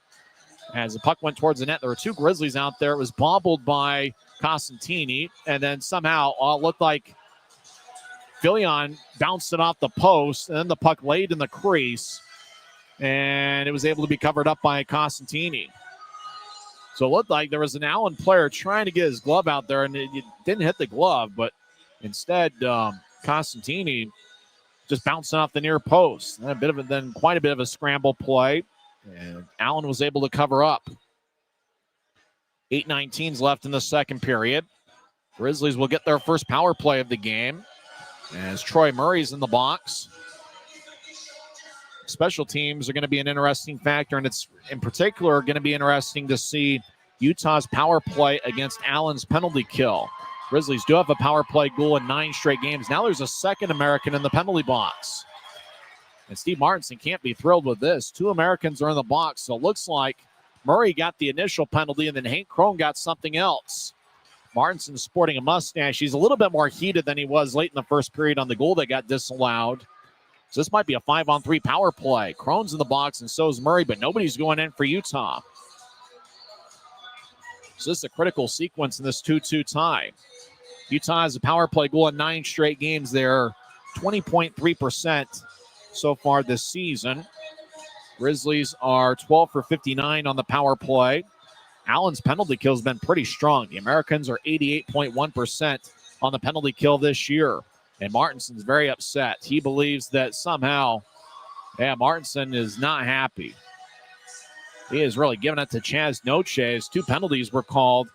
Murray got a delay of game minor, and Crone got a trip. So Crone got the initial penalty, and then Murray got a delay of game. I think it was Murray that held his glove out, kind of just sticking it, trying to block the Filion shot. And it's possible somebody covered it up in the crease. Referee, it appears, said that it wasn't Costantini that froze the puck in the crease and that it was Murray. Steve Martinson can't believe it, but it's going to be a 5-on-3 power play for 2 minutes. As they show the replay once again on Flow Sports, Geneva fired into traffic, then Filion bouncing off the post. And Murray, Murray saw that the Americans were in danger. He crashed the net open. That's what happened. Interesting, they called that on Murray. Murray saw it, and he knew there was a loose puck out in the crease. He just took the net and boom. He cross-checked the goal post and knocked it open. And Chaz Noche was in the area, and that was what the penalty was on Murray. Sometimes you cross-check your opponent, and sometimes you cross-check the goal post. Murray cross-checked the goal post and got a 2-minute penalty. He didn't get credit. He didn't get a cross-checking minor, but he did get delay of game. Grizzlies 5-on-3 for 2 minutes. We're tied at 2. Grizzlies working the puck around. They got it on the left side. Now up top to Hanson Bukata, who has 5 power play assists on the year. Lepster on the right wing. Back up top to Bukata. He'll move it towards his left. Ricketts up top towards Lepster. Lepster takes a righty shot and goes just wide. He missed the net stick side on Costantini. Bukata races towards the left point and keeps it in. Ricketts up top towards Bukata. Now to Lepster. He's in the high slot. He'll slide it to his right. Manning gets the puck. He surrounds the right circle. Now Manning up top near the blue line. Manning gets to Lepster. One-timer saved by Costantini. Lepster gets back up top to Manning. 1:20 left in the 5-on-3. Nancy Buchanan just outside the right circle. Gets it to Gratton. A glance off of Gratton's skate. Gratton's able to collect it. He'll do a half circle just as Manning D's down the middle of the ice. Fakes towards his lefty. Fires towards the net. It goes wide. Well, he had plenty of room. Glove side if he had the accuracy. Manning down the middle. Moves to his left. Now to Lepster back to Manning who fakes a shot. Buchanan gets to the middle of the ice. It goes between Ricketts' legs. Getting the puck skating towards the left point. Now he veers off to the right. Lepster now down the middle of the ice to take a righty shot. And it goes over the crossbar. Crashes off the glass. Grizzlies still in the offensive zone. 45 seconds left in the 5-on-3. Manning with a one-timer right side that hits the side of the net. Allen gets it and they clear it out. Kaiser looking for an outlet pass. Allen's trying to get a line change in. Dancing around it neutralizes Ricketts. Grizzlies will switch up skaters as well. Ricketts skates down the middle, loses the puck, and Sam Sedley gets it for the Americans. Less than 30 seconds left in the 5-on-3. Sedley will clear it as it glances off the near wing boards. Kaiser over to Felton in the left corner. As Felton out, Griffin Ness collided with an American. That's Colby McCauley. Allen Campbell. Oh, it's going to be a penalty on the Grizzlies. Cross-check. Actually, interference is going to be the call. And Simons has a Grizzly held up. He got Christian Felton nearby. As Simons lost his glove, and he just grabbed Felton. Griffin Ness threw kind of a basketball pick on McCauley. And the call is made as Griffin Ness will go to the box. 2 minutes for interference. Griffin Ness can't believe it. He has some words for Chaz Noche. Now Tyler Gratton talking with Noche. There's 15 seconds left in the 5-on-3. Ness will go to the box. I imagine in 15 seconds, both Murray and Chrome will come out of the box. And then Allen will start a 5-on-4 power play for a minute 45. Gratton's Ness's interference minor was 13:26 into the second period. We're tied at 2 as Ness just, even the Grizzlies fans know that there was a penalty there as he just hit McCauley in the side. McCauley toppled over. So Crone and Murray are both itching to come out of the box. Crone is normally on the power play unit, so he's gonna be on this unit. I wonder if Murray's gonna skate towards the bench for somebody else. And Steve Martinson communicating as to who's going to come onto the ice, probably replacing Murray. Crone's going to race towards the offensive zone if that's where the puck is. So 15 seconds left. Grizzlies are still on a power play 4-on-3. Utah wins the draw. They're in their own zone. Racing is Christian Felton. He's a good skater. Out to center ice, right wing. Dangles back and forth. Felton skates towards the right corner. Drops it off for Gillette. John Gillette gets double teamed to the right corner. He gets divorced from the puck. Crone comes out of the box, and so does Murray. Crone's going to stay on the ice, and Murray's going to race towards the bench as Murray's replaced by Colby McCauley. Allen starts a power play. So far this season, the Americans are 14% on the power play. Out to center ice, left wing, skating over the offense lines, Thomas Caron. He skates around Utah's net towards the far side. Caron's now on the right wing. He's the point. Across to Sedley. He'll move to Chrome, back to Sedley. Sedley will skate towards the high slot. He'll push to his right. As the Americans will skate towards the right corner. They direct it to McCauley up top to Sedley, right point. Across to Crone, who skates towards the left circle, back up top to Sedley. Sedley dances around, gets to Crone, left wing. Crone with a lefty shot, and it's blocked by Weinstein. Sedley gets it back in the left point. A minute left in Allen's power play as Crone and Sedley will switch places. Crone will move it to McCauley on the right side. Back across. Gildon over to Crone. He'll move it to the right side. McCauley dancing around as he surveys, fumbles the puck, gets it back. McCauley moves to the right goal line as Cron surveys, holds on to the puck. Now he feeds it back up top to Crone. 40 seconds left in the power play as Cron gets it back from Crone. Lefty shot, and it's blocked away by Kaiser. He had Weinstein out in front of him. Friesen gets the puck, and he'll backhand it over the head of Crone as it skips deep into the Allen zone. Both teams will switch up skaters. Crone comes after the puck as Allen will reshuffle the deck. About 22 seconds left in the power play. We're tied at 2. Less than 5 minutes left in the second period. We've had a fun one here at Maverick Center. Anania will whip it around the boards. Ania. As Asachuk back to the right corner. Bill Saucer back to a spot that was vacated by just about everybody. Coming out of the box is Griffin Ness. Successful penalty kill by the Grizzlies. Dancing around on the right side is Watts. He feeds up top. Ness joins the play. Right side. Righty shots sticked away. Racing towards the corner. Anania battles with Lepster. Lepster's in control of the puck. He'll bounce it behind his net for Salem. Salem going after a loose puck. He gets held up by Blaisdell. Watts and Felton join the play as Griffin Ness gets it. Ness crosses center ice. Dangles back and forth. Moves to Lebster. Lebster tried to center it to Gratton. It's sticked away by Allen. Americans have numbers that they wanted. They move it ahead. Blazed over the offense line. Drops it for Asachuk. Asachuk fires towards the net. It's sticked away by Enns. Puck towards the right side. Watts tried to brush it from one corner to the other and fanned on it. As Colby Enns gets the puck, first-year pro. Enns spent a game with the Iowa Heartlanders last season to get his feet wet in pro hockey. Ness over the offense line, skates towards the far corner. Grizzlies skate from left to right here in the period. Ness gets bounced off the boards. Anania gets the puck. He'll slide it back in front of his net for Warmoth. Back to Anania. Left side, Anania gets it off the boards. He loses control of the puck. Genev out towards the right circle. Look to center it. And it's sticked away by Warmoth. Now Genev shot saved by Cosentini. Allen clears it out as the puck wobbles on its side. Chasing after it's Bucata. And no icing on the play. AHB gets it towards Kelly. As Kelly will saucer it all the way across. It glanced off a stick. Might be Kelly's Maverick Center debut if I remember right. Connor Kelly, this is his 5th game with the Grizzlies. As Allen dumps it in. Hanson Bucata chases after. He gets it behind Kaiser's net. About 3 minutes left in the second period. We're tied at 2. Shots are pretty close to even. Grizzlies 18 shots. Allen was 17.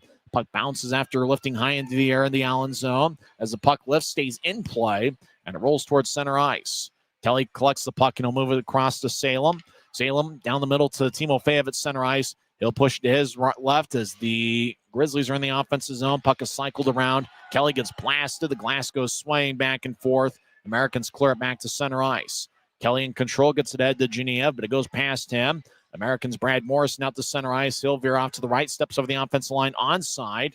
Morrison gets the puck after he bounced off a Salem skate. Now the puck up top to Simmons Fisher. Puck goes to neutral ice. Simmons Fisher gets it back. He's a big 6'7" defenseman.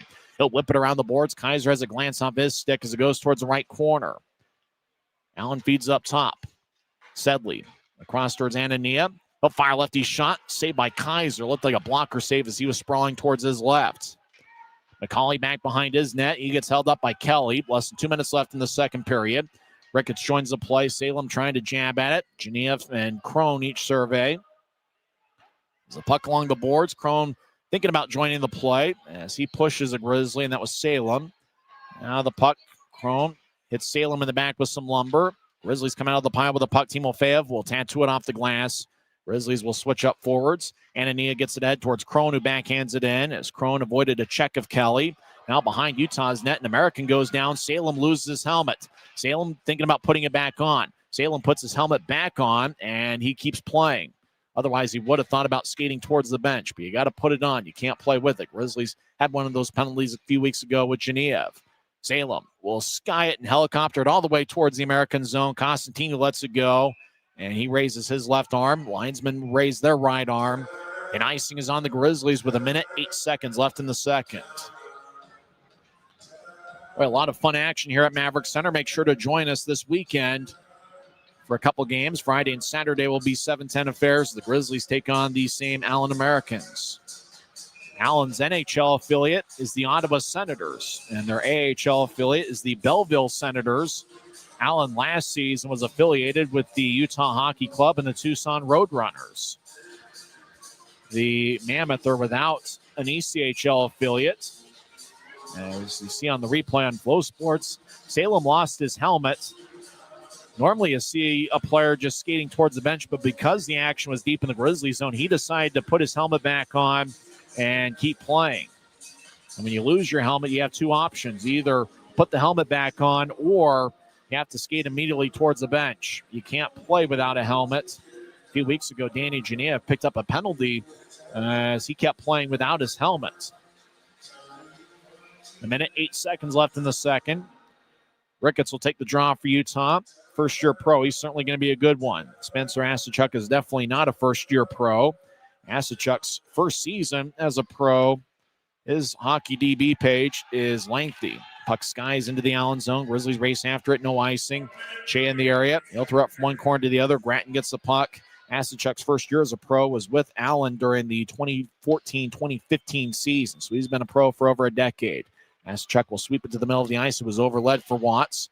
45 seconds left in the period. Grizzlies ice it. Shea gets cut off by Decker. Grizzlies won an interference minor, but none to be had. Icing on Utah with 43.2 seconds left in the second.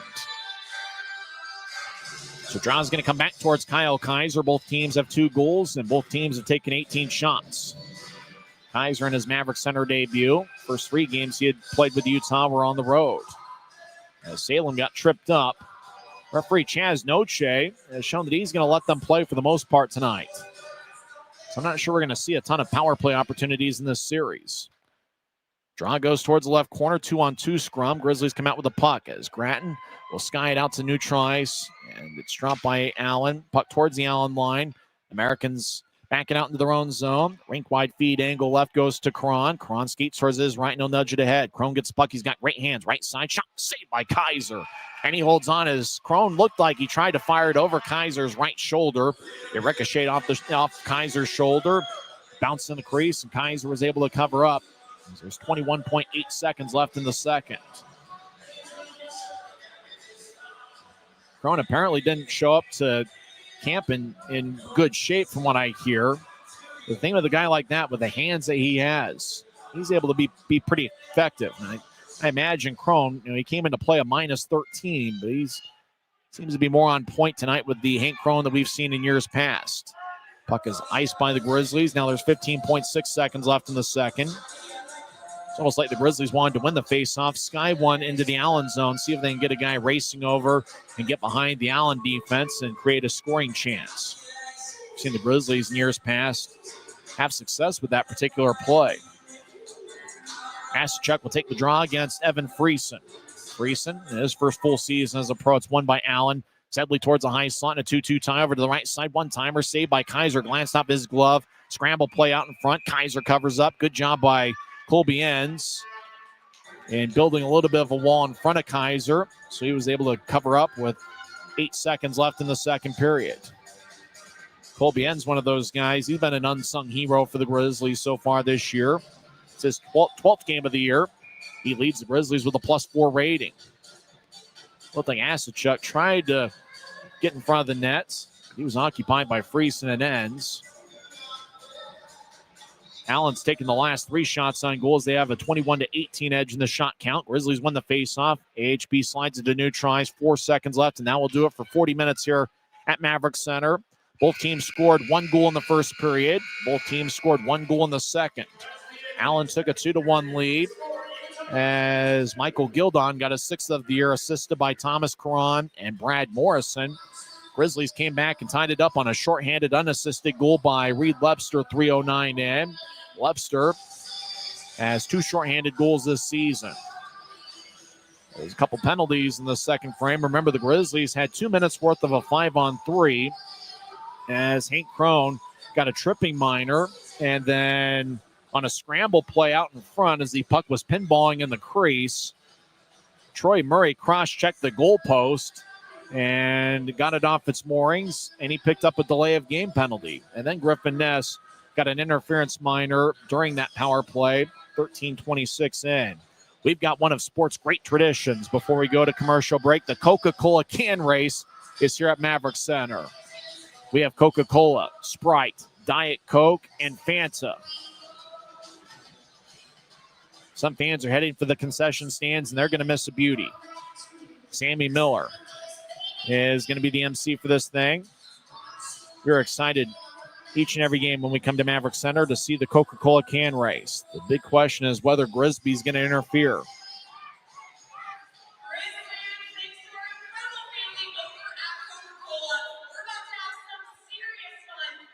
The Coca-Cola can race. First, let's meet our cans. We got Coca-Cola, Sprite, Diet Coke, Fanta. I'm rooting for Sprite. Coca-Cola, Sprite, and Fanta each have 1 victory. It's the 4th Coca-Cola can race of the season. They will pretty much do a lap around the Maverick Center ice. And right now, if you're listening on YouTube, they're in the, I'd say, top right corner of the ice. They'll do a complete lap and then come back to the spot just about where they're starting. On your mark, get set, and go. Sprite's off to an early lead. Coca-Cola in second. Sprite gets around Grisby. Grisby pushes Sprite. Sprite keeps his balance. Sprite's at center ice. Coca-Cola in second. Diet Coke in third. Fanta in fourth. Sprite wobbles around the net. Now Sprite falls down. Sprite takes a spill. Coca-Cola and Diet Coke collide. Sprite back to his feet. Diet Coke and Sprite are at a dead heat. They get towards neutral ice. And down the stretch they come. Diet Coke cuts off Sprite. Grisby interferes with Sprite. Diet Coke crosses the finish line with ease.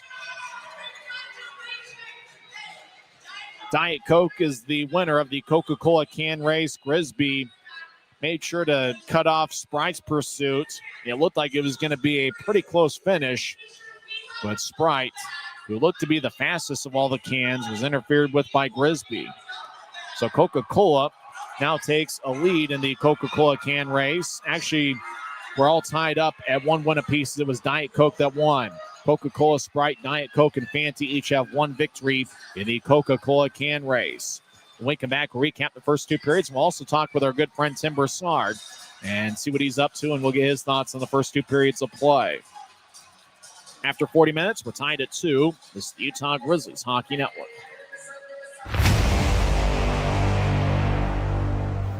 Tonight's game is brought to you by the ECHL, celebrating its 38th season of affordable family entertainment.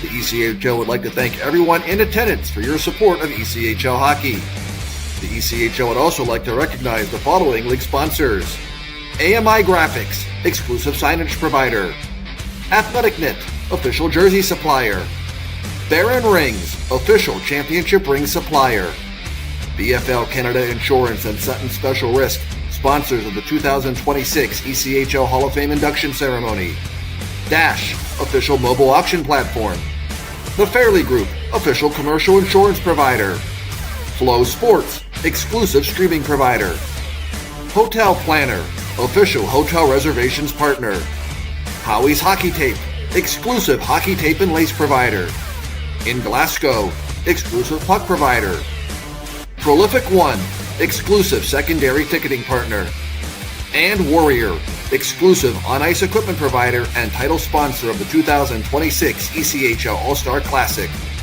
Catch all of the ECHL action live in high definition by logging on to flowhockey.tv. Welcome back to Maverick Center. We're tied at 2. You know the old saying, win a period, win the game. We've had a fun one here at Maverick Center. Allen has outshot Utah 21-18. If you joined us late, the Grizzlies got on the board first as Jack Ricketts got a nice feed out in front from Neil Shea. J.C. Campagna also picked up an assist. Ricketts got his 7th of the year, 4:47 into the first.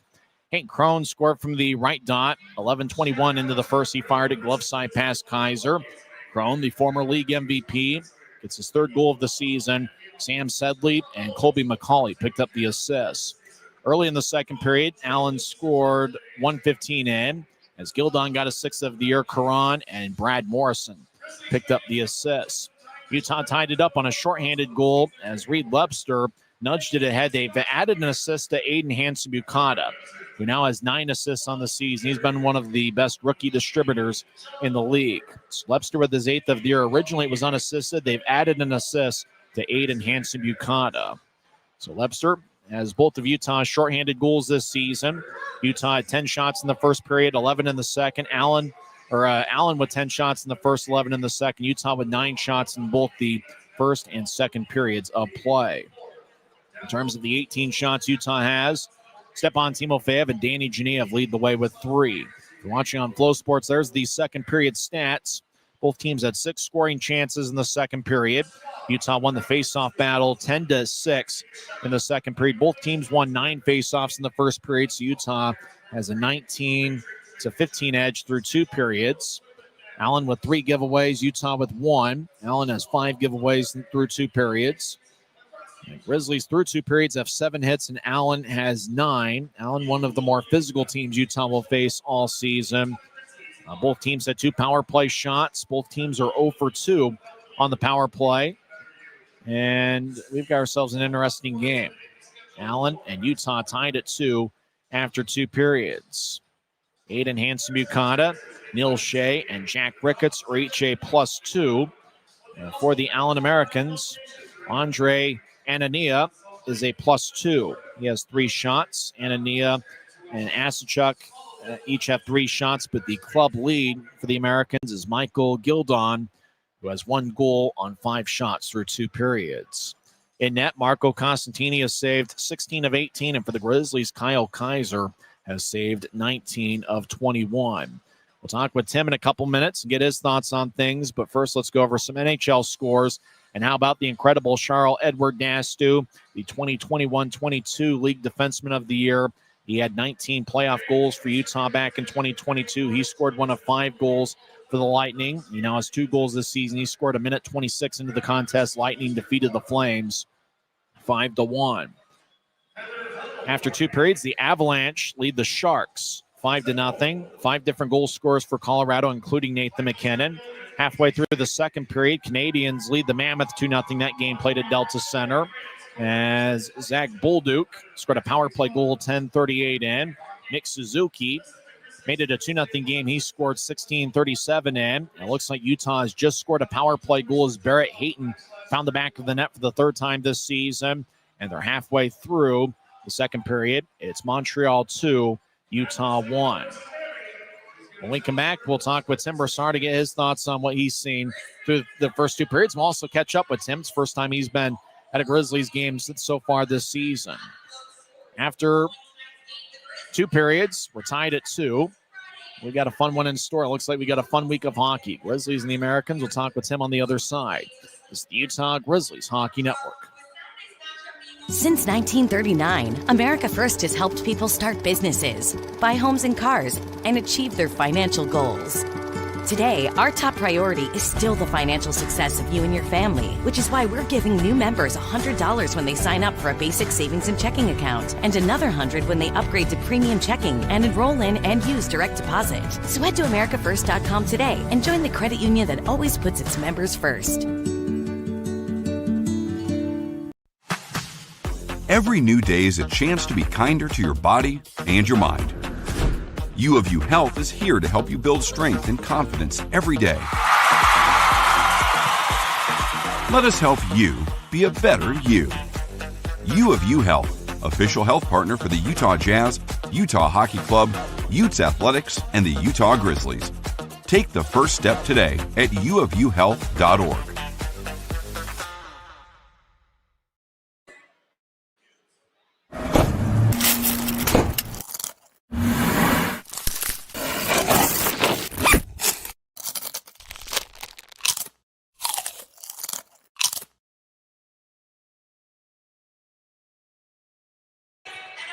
All right, we're having a good time here. Second intermission. Grizzlies and Americans are tied at 2. And we're joined by our good friend Tim Brassard, high top section 114. Tim, how's it been over the last few months?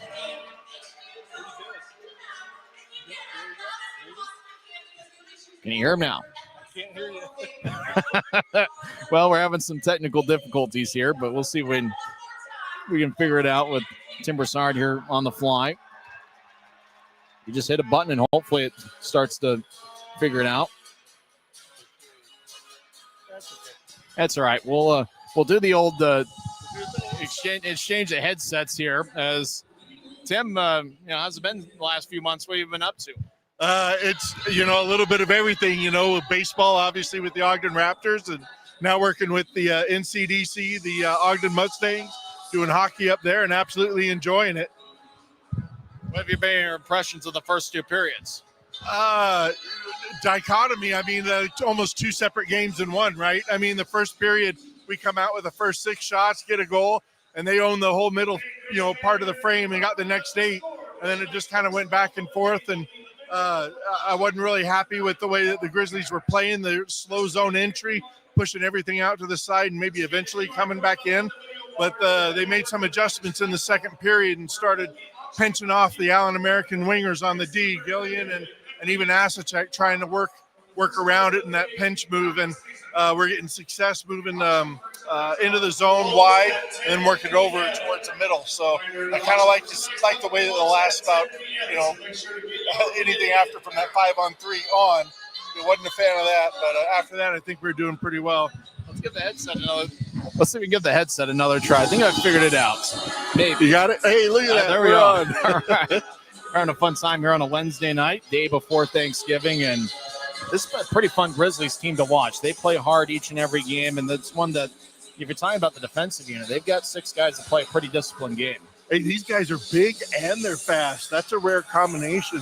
And I'm a little, I don't know, I'd like to see a little bit more physical play, taking the body. Now it's, with Spencer Asachuk out there, that's not just a given, right? But I'd like to see more of that. But I like this team. And they're pretty deep on the forward line. All 4 forward lines seem to be quite a threat out there. And how about Danny Genev? He's one of those guys. He's pretty impressive to watch. And Timofeyev and then Reed Webster. Where did those rockets come from? He kicks the puck out to the middle, chases it down, and scores. It was like he hit a next gear splitting the D. I was super impressed. That was a great play in the first period. Almost looked like Shea used the linesman as a bit of a screen. Got a little bit of room from Watson, then found Ricketts out in front. Yeah, can you tell he's AHL? We just waited for that to come in, and Ricketts went, top shelf on that one. And Constantini, I'm not a fan of the way that he plays. He plays super low. He'll drop his glove on the play versus keeping it nice and high. And I think it kind of, makes it a little bit easier for Ricketts to get it right up in there and get that shot off. And obviously Shea found him with a beautiful dish. And Kaiser, he's one of the quicker goaltenders I've ever seen, quick and agile. Yeah, but you know what? There's a certain amount of pucker factor with your defense when you start seeing your goalie roam over to the corners of the ice to play the puck. I saw him do that a couple times. Super quick, though. Keeps his glove and blocker up high while he's moving. I like that, but I'm not a fan of him moving around so much. What do you think the Grizzlies need to do to get 2 standings points here tonight and extend their winning streak to 3? That zone entry. I want to see more of that combined zone entry, set something up and, focus down low. Constantini, he cracks under pressure. I'd like to see that without giving up too much going down the other way. Gillian's getting loose behind us. You know what? I'm going to go with speed. I think the ones who come out with the speed and are able to get behind the D are going to be the ones who win the game versus that traditional 5-on-5 setup in the offensive zone. Tim, it's great to see you, and hopefully we'll see you sometime later on this season. I appreciate it, Tice. Thank you. That's our good friend Tim Broussard. He's been hanging out with the Ogden Raptors and Ogden Mustangs. He pretty much is the broadcast czar with the Mustangs. One final question: How have things been going with the Mustangs? Mustangs doing super well for the NCDC. They're on the top of the mountain, but as much parity as there is, that's a lot of competitiveness there, and so I wish them obviously continued success, and we'll see what happens Friday night up in Ogden against Rock Springs. Thanks for the time, Tim. Thanks, Tyson. That's Tim Broussard. When we come back, we'll have third period action as we're tied at 2. It's the Utah Grizzlies Hockey Network.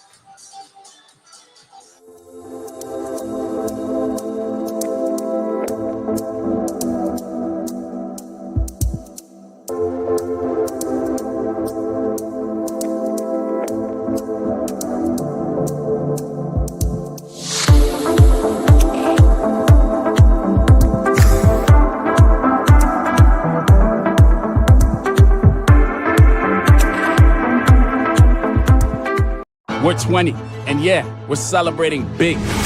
Because in 20 years, we didn't just make the gear. We made hockey cooler. They said we were too loud, too flashy, too different. They told us to tone it down. The Warriors don't tone it down. We go full throttle. And this is just the start. 20 years in and we're just getting warmed up. We're still the brand that makes the gear you can win in, chirping, partying. And if you thought we were bold before, just wait. The next 20 years start now.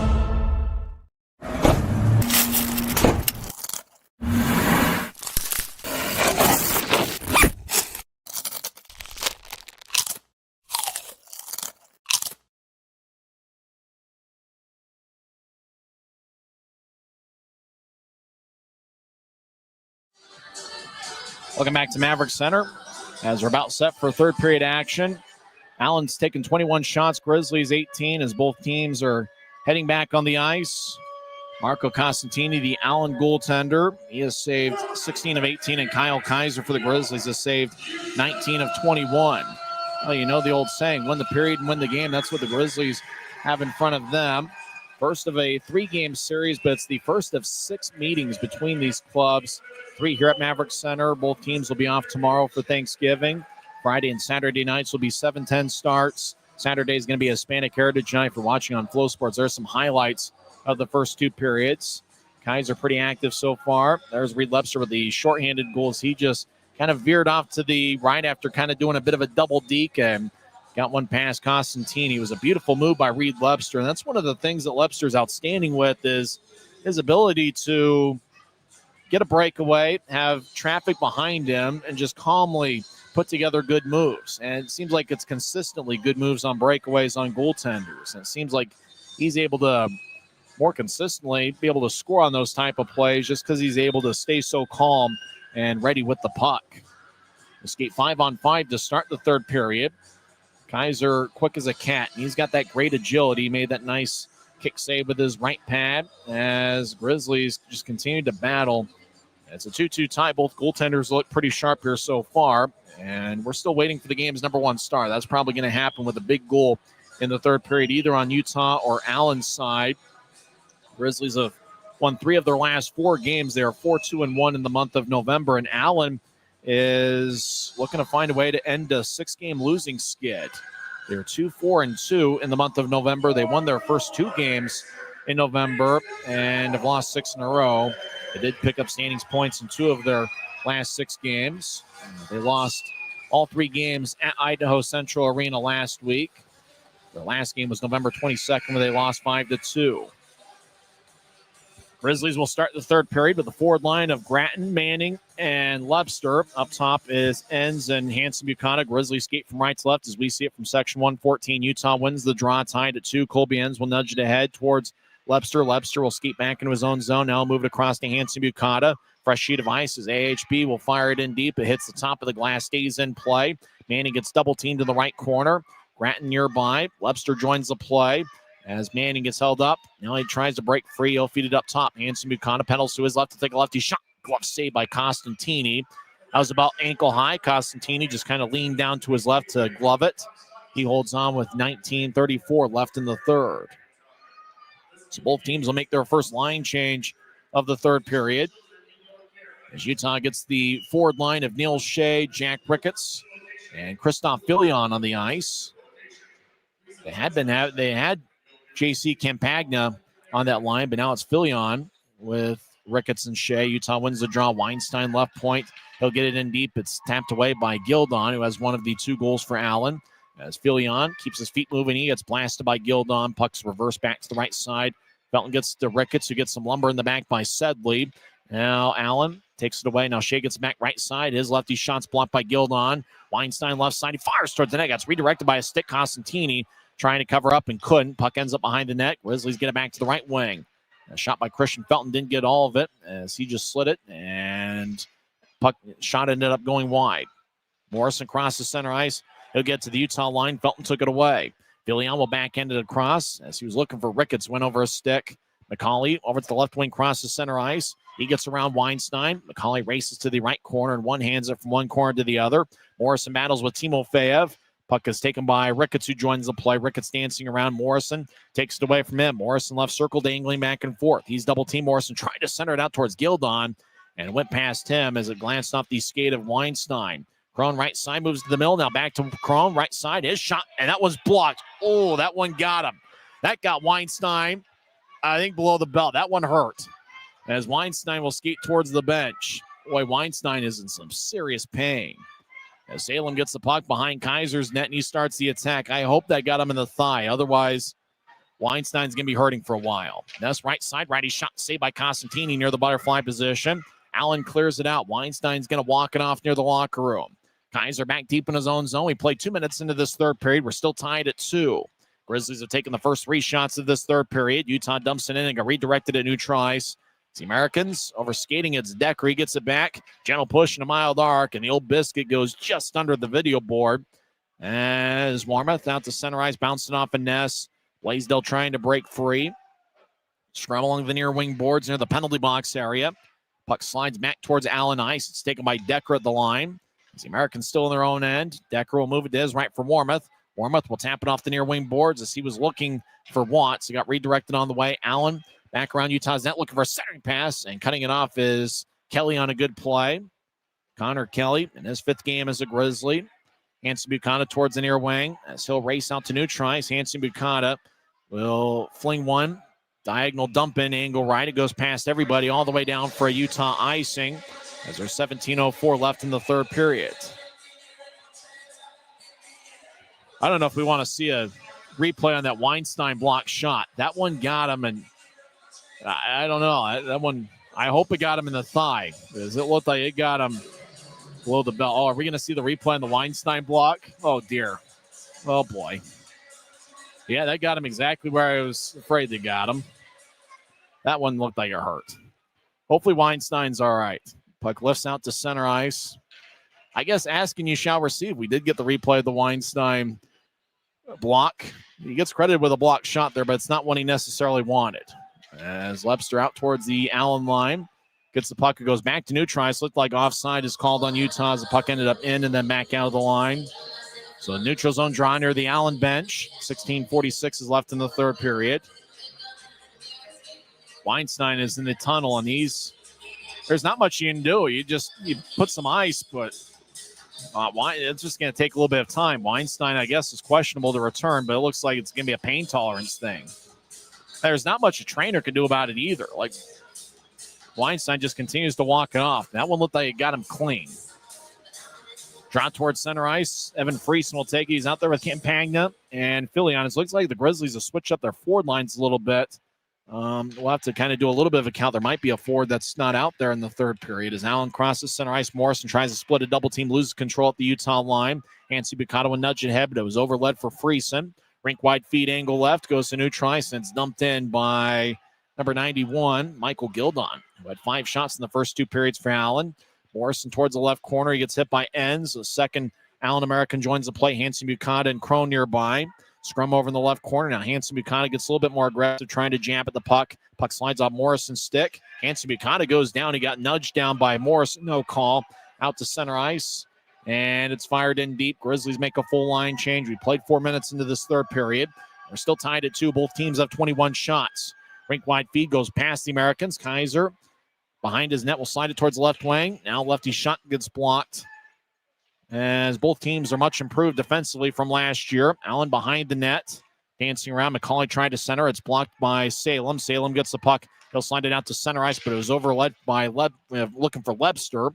Manning collides with Enns, make that Salem, as the two Lukes collided near the Utah line. Puck back towards the right corner. Manning looks over Bull's shoulders. He'll tap it off the Utah backboards towards Felton. Now Salem tries to break free of an American. Puck is slid by Watts towards the near wing boards as Anthony Costantini gets knocked down on the right point. Crone will fire it around as the puck takes a rough ride towards the left corner. As Simpson Fisher gets it towards Watts. Watts trying to move it to the left circle. Nobody home but a Grizzly. As Utah will tap it towards Lepster. Lepster will bounce it off the linesman. Now Lepster gets it back. Skates into his own zone. Moves it ahead towards Felton. Felton will slide it from blue line to Gratton. Gratton skates in from the left wing. He'll take a lefty shot, and it's sticked away by Anthony Costantini. It flies out of play. With 14:51 left in the third.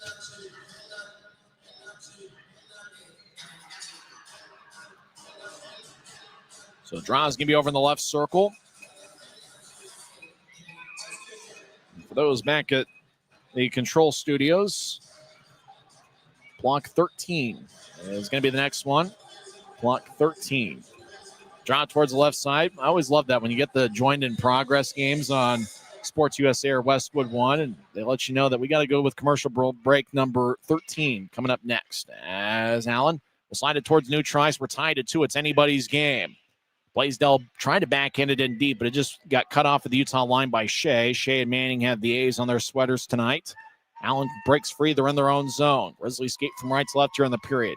Quinn Mormuth will guide it towards his right. Out to center ice. Blaisdell will drive it in. Kaiser gets it off the boards, fumbles the puck for a second. Watts will brush it to the right corner.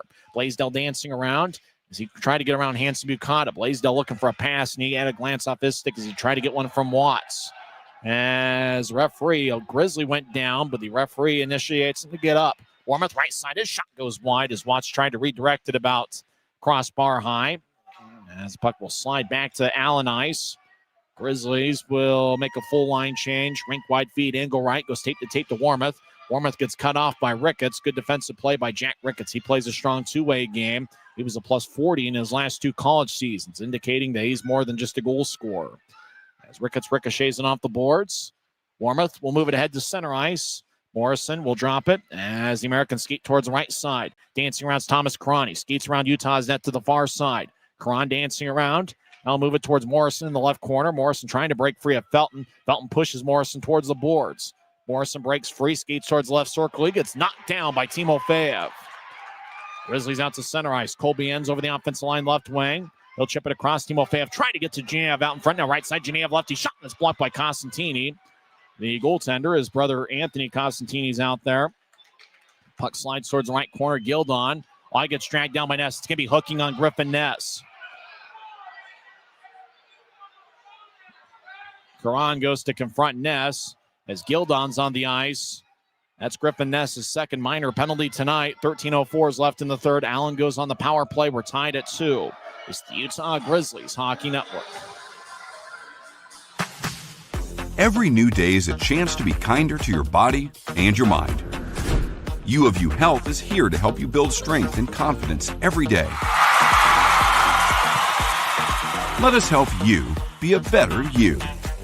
U of U Health, official health partner for the Utah Jazz, Utah Hockey Club, Utes Athletics, and the Utah Grizzlies. Take the first step today at uofuhealth.org. So Griffin Ness gets 2 minutes for hooking. Time of penalty, 6:56 in. Looked like it would have been a time for immediate timeout, but they just didn't take it. So it looks like we'll play on. As Spencer Asachuk will take the face-off against Luke Salem. Grizzlies like to do this on penalty kills from time to time, have a defenseman take the draw. As there's 13:04 left in the third. Face-off won by Allen. As McCauley cycles it around, Salem gets the puck, tattoo it off the glass, and it sails all the way deep into the American zone as it slides on the ice. Marco Costantini will drop it off. Getting the puck and skating around the net, Sam Sedley. As he'll get it back towards Watts. Watts with a little bit of a spin move to get around Webster and moves it towards the middle of the ice. Crone gets to Asachuk, who will drop it back up top, and anticipating the plays, Reed Webster. And Webster will skip it all the way deep into the American zone. Grizzlies will get 4 fresh tires on this penalty kill. As there's 1 minute and 25 seconds left in Allen's power play. 12.5 minutes left in the third period. We're tied at 2. Grizzlies have outshot the Americans 22-21. As a stick goes laying towards the crease, and that was Salem that picks up his stick. Actually, it was Manning. Both guys named Luke, but they have different spellings. Towards the right corner, Felton holds up an American.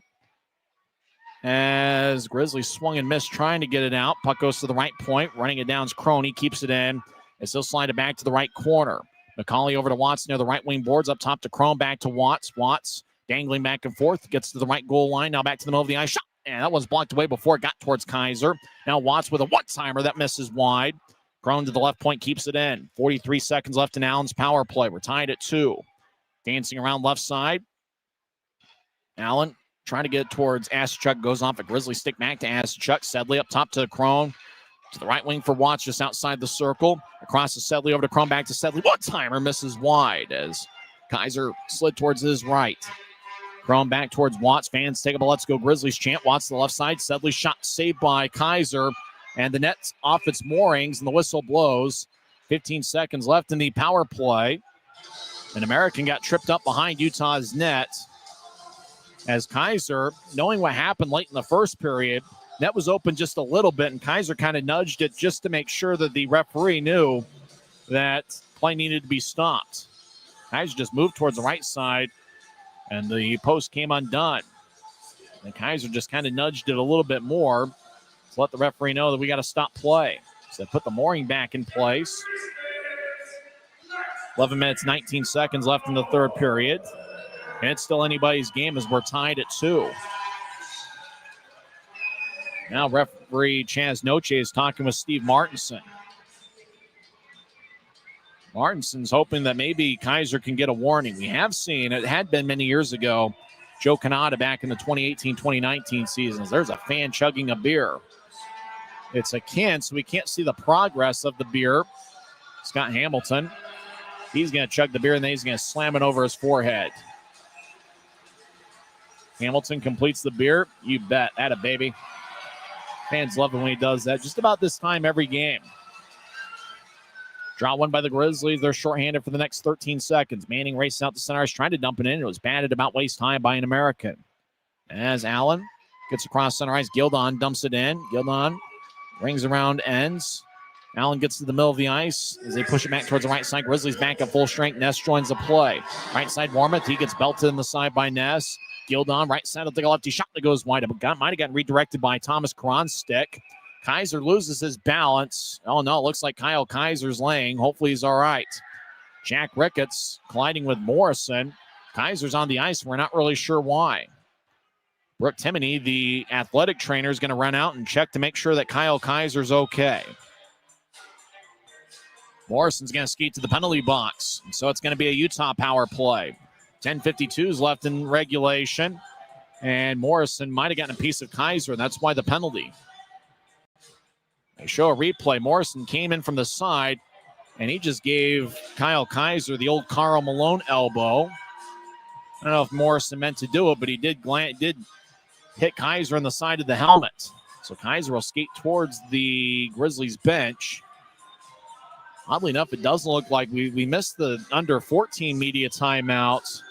We're skating 5-on-5. However, it doesn't look like we're going to get that media timeout. Morrison gets 2 minutes for goaltender interference. Kaiser's going to stay in the game. He has saved 20 of 22. Both teams have 22 shots. Both have 2 goals. We'll see if the Grizzlies can get a power play goal for their 10th straight game.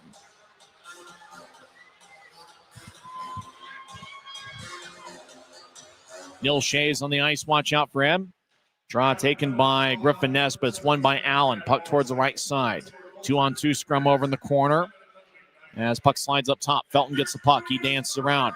Felton will move it to his right. As Genev, as he's falling down, fires towards the net and misses. Shea back towards the left wing, gets up top, Felton. Felton near the blue line, gets to Genev just outside the right circle. Back up top to Felton. He'll move it to Shea. Shea directs it towards the middle of the ice. Timofey, backhand shot misses wide. And this wide stick side on Costantini, who catches with his left. Ness gets double teamed along the boards. Ness will cycle it around. Sedley gets the puck in the left corner. Stops on a dime, gets double teamed. He'll throw it behind his net. Anania will move it to the right side. The Americans will saucer it all the way towards Kyle Kaiser. As the Americans make a full line change. Grizzlies will make an adjustment about halfway through the power play. Hanson Buchanan gets the puck as he replaced Felton. They'll move it to his right. Grizzlies will back it out. Crossing center ice is Jack Ricketts. Ricketts over the offensive line. Will drop it towards Gratton, who skates towards the right corner. Gratton gets back checked. Allen takes it away. Racing across center ice and dumping it in is Braden Watts. He used to play with the Wichita Thunder. Watts in his second year with the Americans. Hanson Buchanan gets back checked by Watts. Watts over to the right wing, gets the puck. He tried to center it. It's picked off by Utah. Racing across center ice is Reed Lebster. Lebster over the line, bounces to his left. Manning skates towards the left corner. He'll reverse it back to the right corner looking for Gratton. It's picked off. The Americans will sail it all the way towards Kaiser.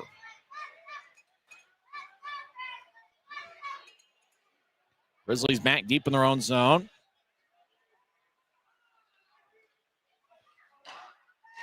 As Utah back to neutral ice. 10 seconds left in the power play. As Utah is back in their own zone.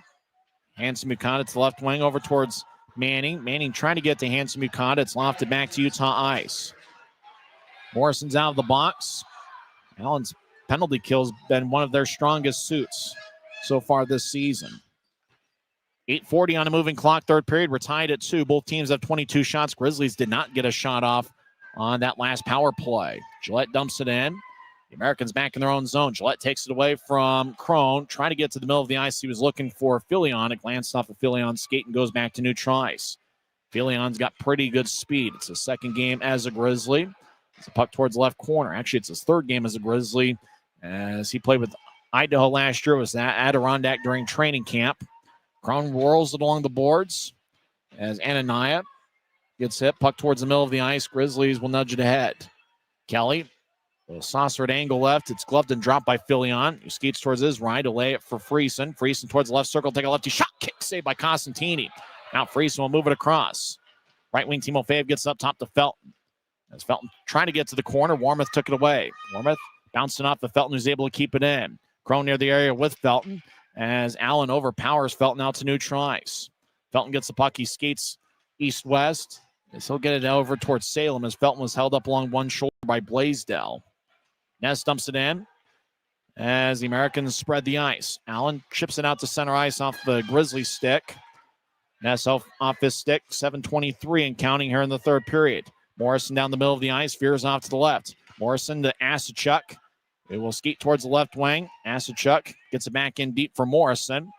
As Morrison will lay it, Asachuk will drop it. As Watts over towards Morrison, back to Watts. He's over in the left corner. Watts dancing around. He's being shadowed like a hawk by Salem. Morrison gets hit by Felton. Salem gets hit in the back by Watts. As the puck back towards Geneva goes up top. Allen in the offensive zone. Left point, lefty shot. Glove saved by Kaiser. He holds on with 6 minutes and 53 seconds left in regulation. And I believe there's a timeout on the ice. We're tied at 2. This is the Utah Grizzlies Hockey Network. Every new day is a chance to be kinder to your body and your mind. U of U Health is here to help you build strength and confidence every day. Let us help you be a better you. U of U Health, official health partner for the Utah Jazz, Utah Hockey Club, Utes Athletics, and the Utah Grizzlies. Take the first step today at uofuhealth.org.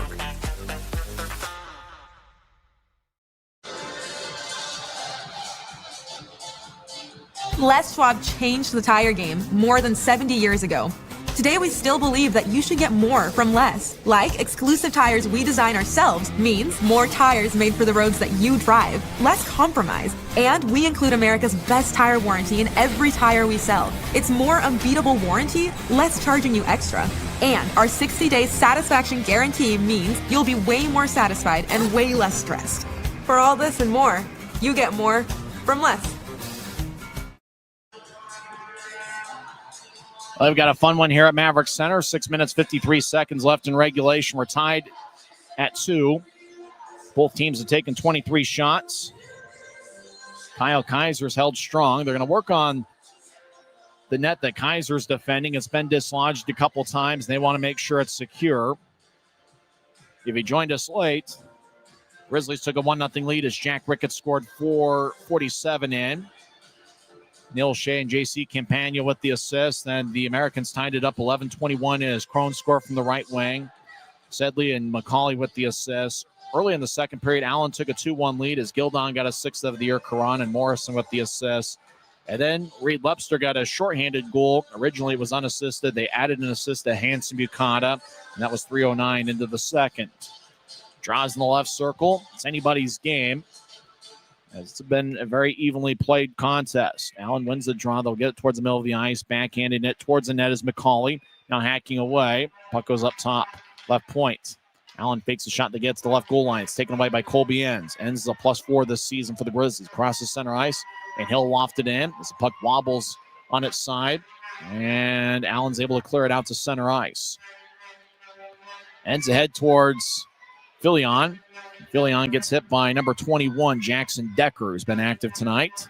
Fans take up a Let's Go Grizzlies chant as Felton crosses center ice. Now the puck back to Utah ice as Connor Kelly has it. Kelly will slide it off the near wing boards as Felton skates back behind his net. So Grizzlies will spread the ice. They're deep in their own zone. Less than 6 minutes left in the third period. As Felton moved it towards the far side, it's taken away as a ricochet off the boards. Thomas Karan will get it towards the right wing, dancing around, right side. Simmons Fisher with a shot, and that's sticked away with 5:43 left in regulation. So it looks like there's a timeout on the ice. We'll find out how this one ends together. We're tied at 2. 5:43 is left in the third period. This is the Utah Grizzlies Hockey Network. Tonight's game is brought to you by the ECHL, celebrating its 38th season of affordable family entertainment. The ECHL would like to thank everyone in attendance for your support of ECHL hockey. The ECHL would also like to recognize the following league sponsors: AMI Graphics, exclusive signage provider; Athletic Knit, official jersey supplier; Baron Rings, official championship ring supplier. BFL Canada Insurance and Sutton Special Risk, sponsors of the 2026 ECHL Hall of Fame induction ceremony. Dash, official mobile auction platform. The Fairley Group, official commercial insurance provider. Flow Sports, exclusive streaming provider. Hotel Planner, official hotel reservations partner. Howie's Hockey Tape, exclusive hockey tape and lace provider. In Glasgow, exclusive puck provider. Prolific One, exclusive secondary ticketing partner. And Warrior, exclusive on-ice equipment provider and title sponsor of the 2026 ECHL All-Star Classic. Catch all of the ECHL action live in high definition by logging on to flowhockey.tv. Puck deep in the Grizzlies zone. 5:30 left in the third period. Tied at 2. It's anybody's game. Salem holds up an American as Kaiser looks over his left shoulder. A couple of Allen American fans in attendance here in section 114 as the Grizzlies come out with a puck. Manning moves to his right, and Lebster dumps it on towards Costantini. It's going to be icing on Utah as there's 5:13 left in the third period. Grizzlies have already, the last home game the Grizzlies were here was November 14th. It was a 3-2 overtime loss to the Idaho Steelheads. Luke Salem talking things over with Aiden Hansen-Bucata. Luke Manning has taken a lot of the key face-offs for the Grizzlies, and tonight's no different. Spencer Asachuk for many years has taken the big face-offs for the Americans, and this year is no different as well. Asachuk a little bit lower to the ground, and Asachuk wins the draw. High slot, Watts with a one-timer, and that's blocked away by Kaiser as it ricocheted off his right pad. And Ania will center it. It's picked off by Gratton. Gratton will wobble it out to center ice. The Americans get it back towards Blaisdell. Lets it go past him. It got redirected, says referee Chaz Noche. Bucata rolls it around the near wing boards, and that's going to be icing on Utah as the whistle blows with 4 minutes and 49 seconds left in regulation.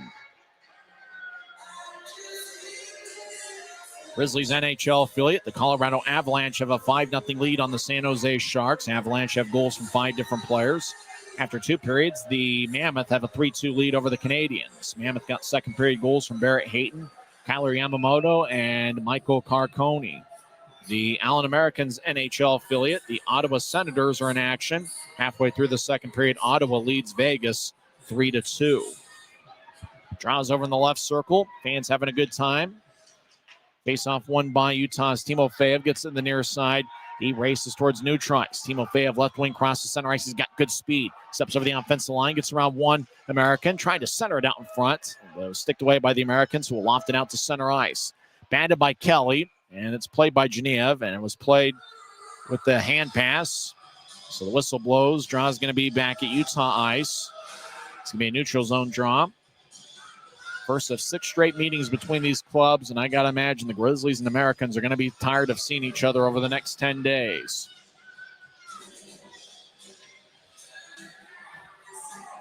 Great to see Connor Kelly back in there for Utah. He played 2 years at the University of Minnesota Duluth and then 3 years at Providence College. It's his first full season as a pro. Puck towards center ice. Timofeyev will tap it off the boards, goes deep into the American zone. As Allen back towards the near side, will backhand it ahead. It's gloved and dropped by Enns, so we'll push it back deep in the Allen end. Puck gets a stanchion, rolls towards the right corner. Genea back to Ness behind the net. Ness overskates the puck. Now he trying to move it towards the left circle and does. As Timofeyev looked to center it. Genea backhand shot got redirected by the stick of Watts. Puck over Genea's head. Goes to the right side but not out. As Kelly backhands it in deep, and he'll immediately come off the ice. Grizzlies will make a full line change. Genev will come off soon. Hansen-Bucata towards Genev, and he'll dump it in as Genev will race off the ice. He's replaced by Tyler Gratton. Puck on the right side, deep in the Allen zone. Wrap around, shot by Gillette, saved by Costantini. Gratton towards the right corner. Gets the back and bounced off the side. Now Gratton with a shot, hits the crossbar, and the Irons unkind. We stay tied at 2. 3.5 minutes left in regulation. Allen will lift it over Hansen-Bucata's head, and it slides deep into the Grizzlies zone. And icing is on Allen as the whistle blows with 3:19 left in the third.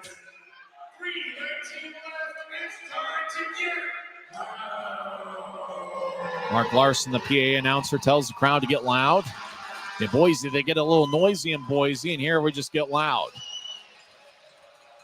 Evan Friesen will talk things over with Tyler Granton and John Gillette.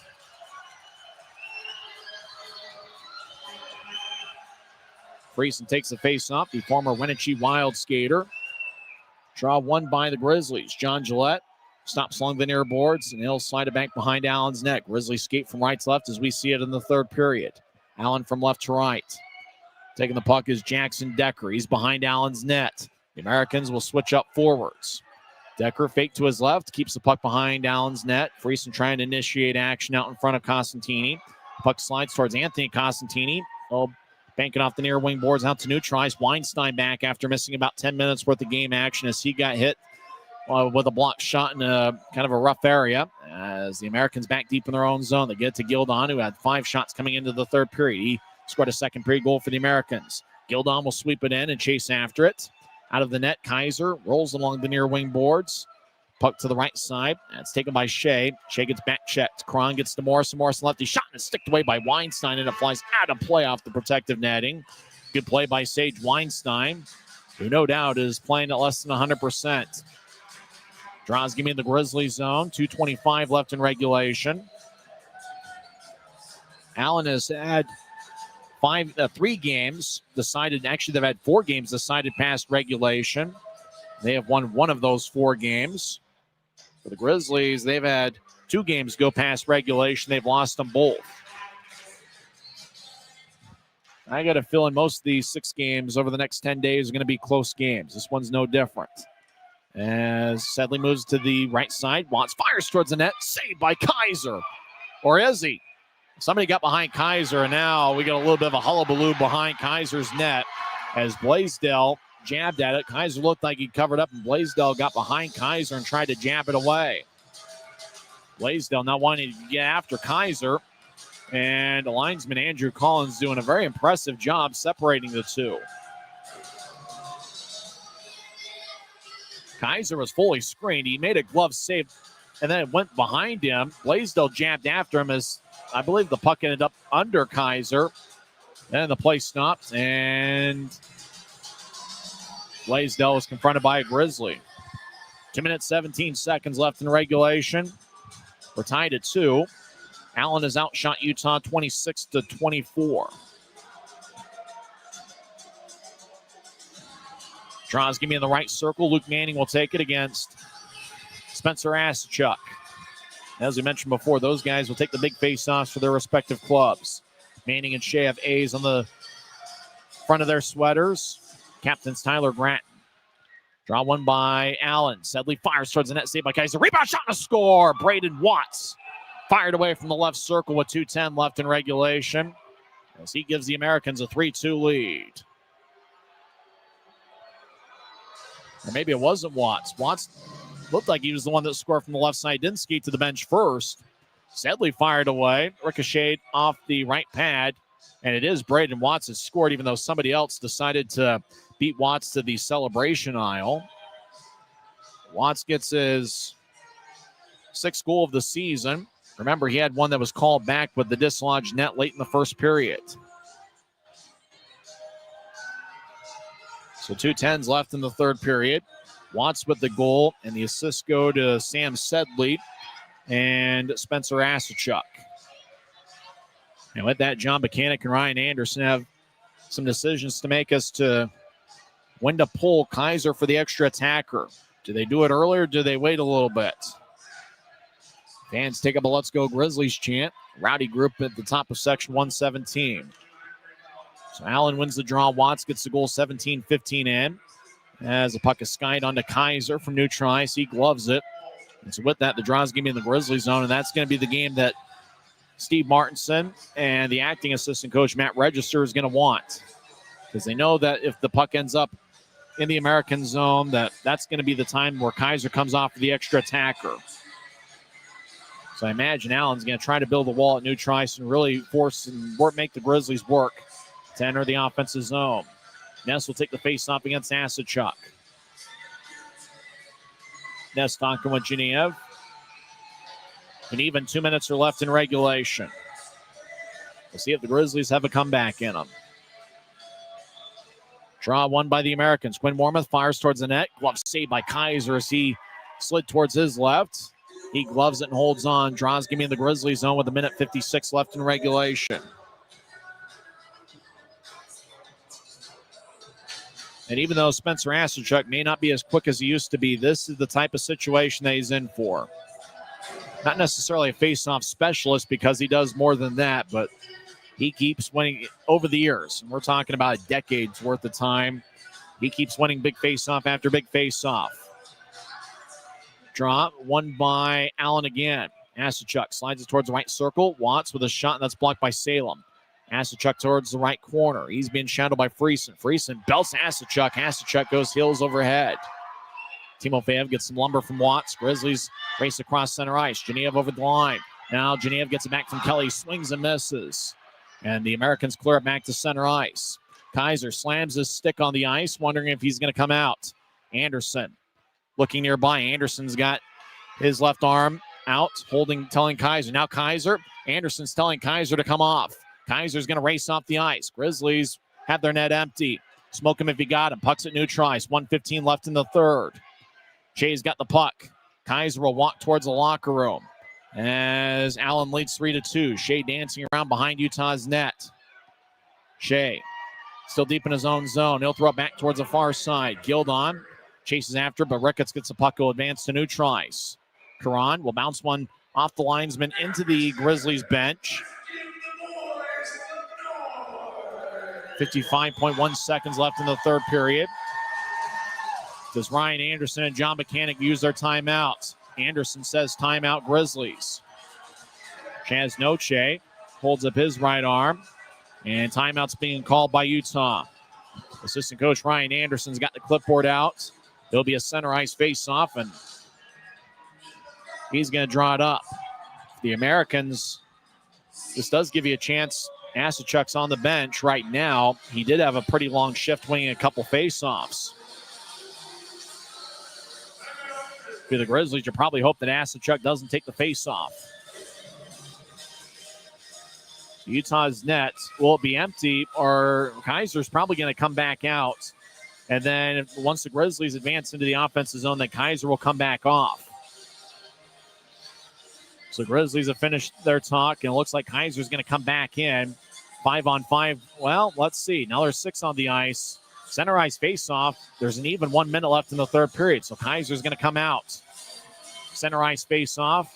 It's not going to be Asachuk taking the face-off, but it's going to be Colby McCauley for Allen. And for the Grizzlies, it's going to be Luke Manning. 3-2 Allen. And now they've reset the clock back to 55.1 seconds left. Off the draw goes into the crowd, about row 2 of section 115. They hit an empty seat. Somebody's going to come away with a frozen vulcanized rubber disc. That looks like a kid's going to get it. So draw again. Now there's 52.8 seconds left. Center ice face off. And it looked like somebody tried to jump the gun. Linesman Andrew Collins says we'll do it over again. Now they got to reset the clock back.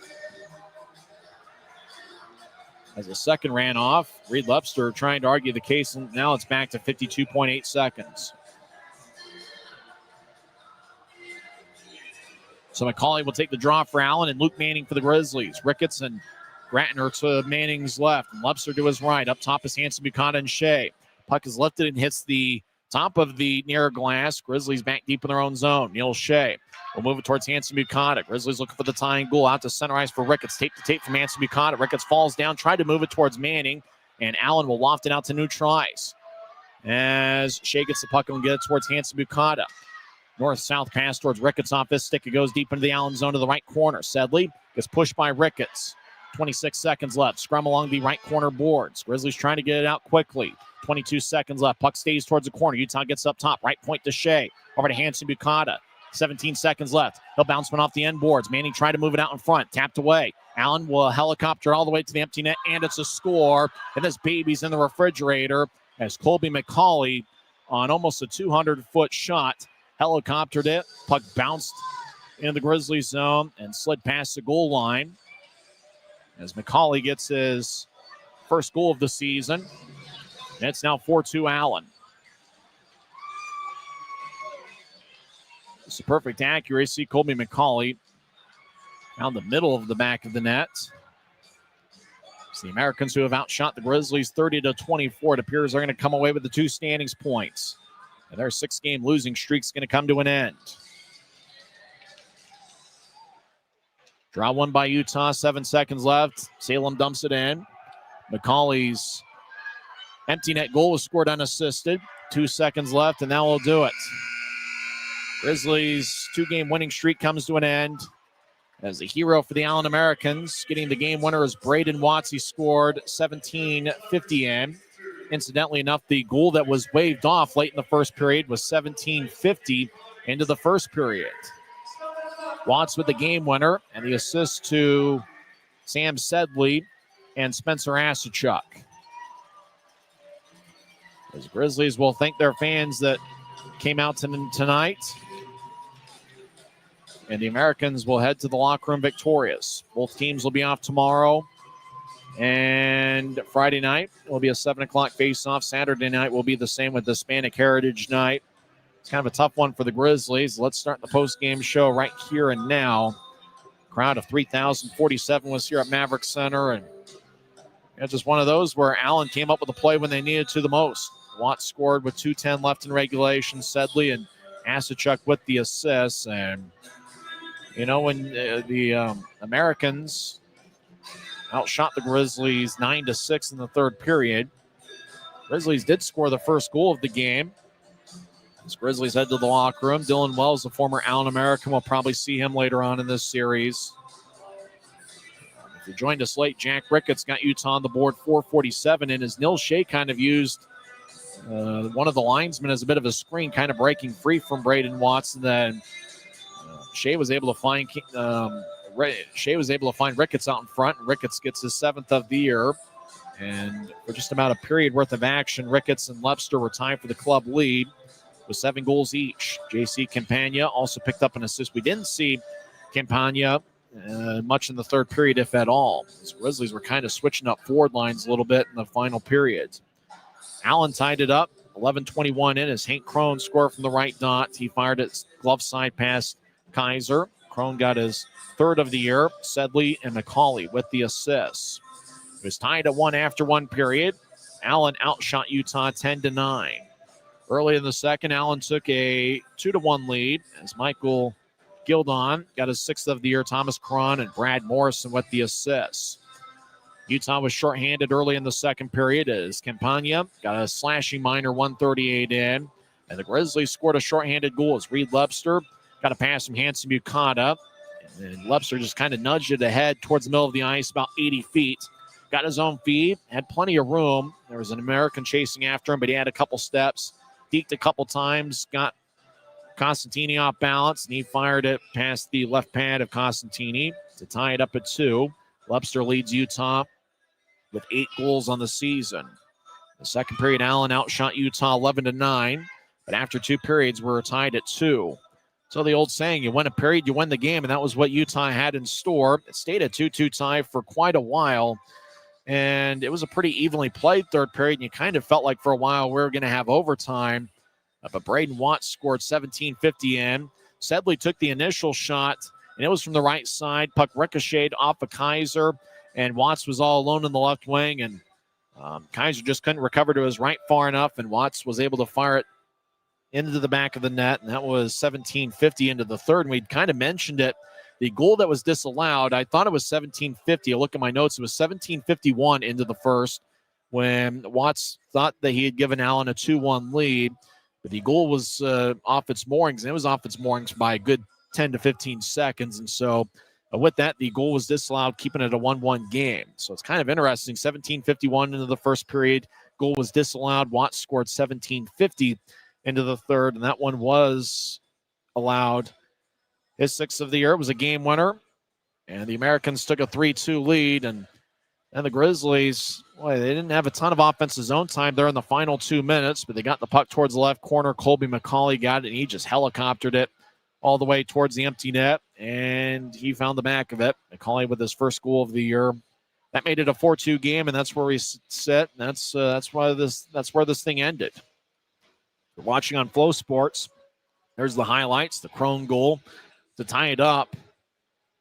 Grizzlies, kind of interesting when you think about the shot count. Allen is allowing 37.5 shots per game. They're towards the middle of the pack in terms of shots per game. The Grizzlies had the first 6 shots of the contest, and then Allen responded with the next 8. When it was all said and done, all 3 periods, the shot count was pretty close to even, but in all 3 periods, the Americans did have a slight shot advantage over Utah. If you're watching on Flow Sports, there's a Reed Webster shorthanded goal as Costantini just kind of slid towards his left. He kicked his left pad out, and Webster just fired it over it, and that made it a 2-2 game. That got the Maverick Center crowd fired up, crowd of 3,047.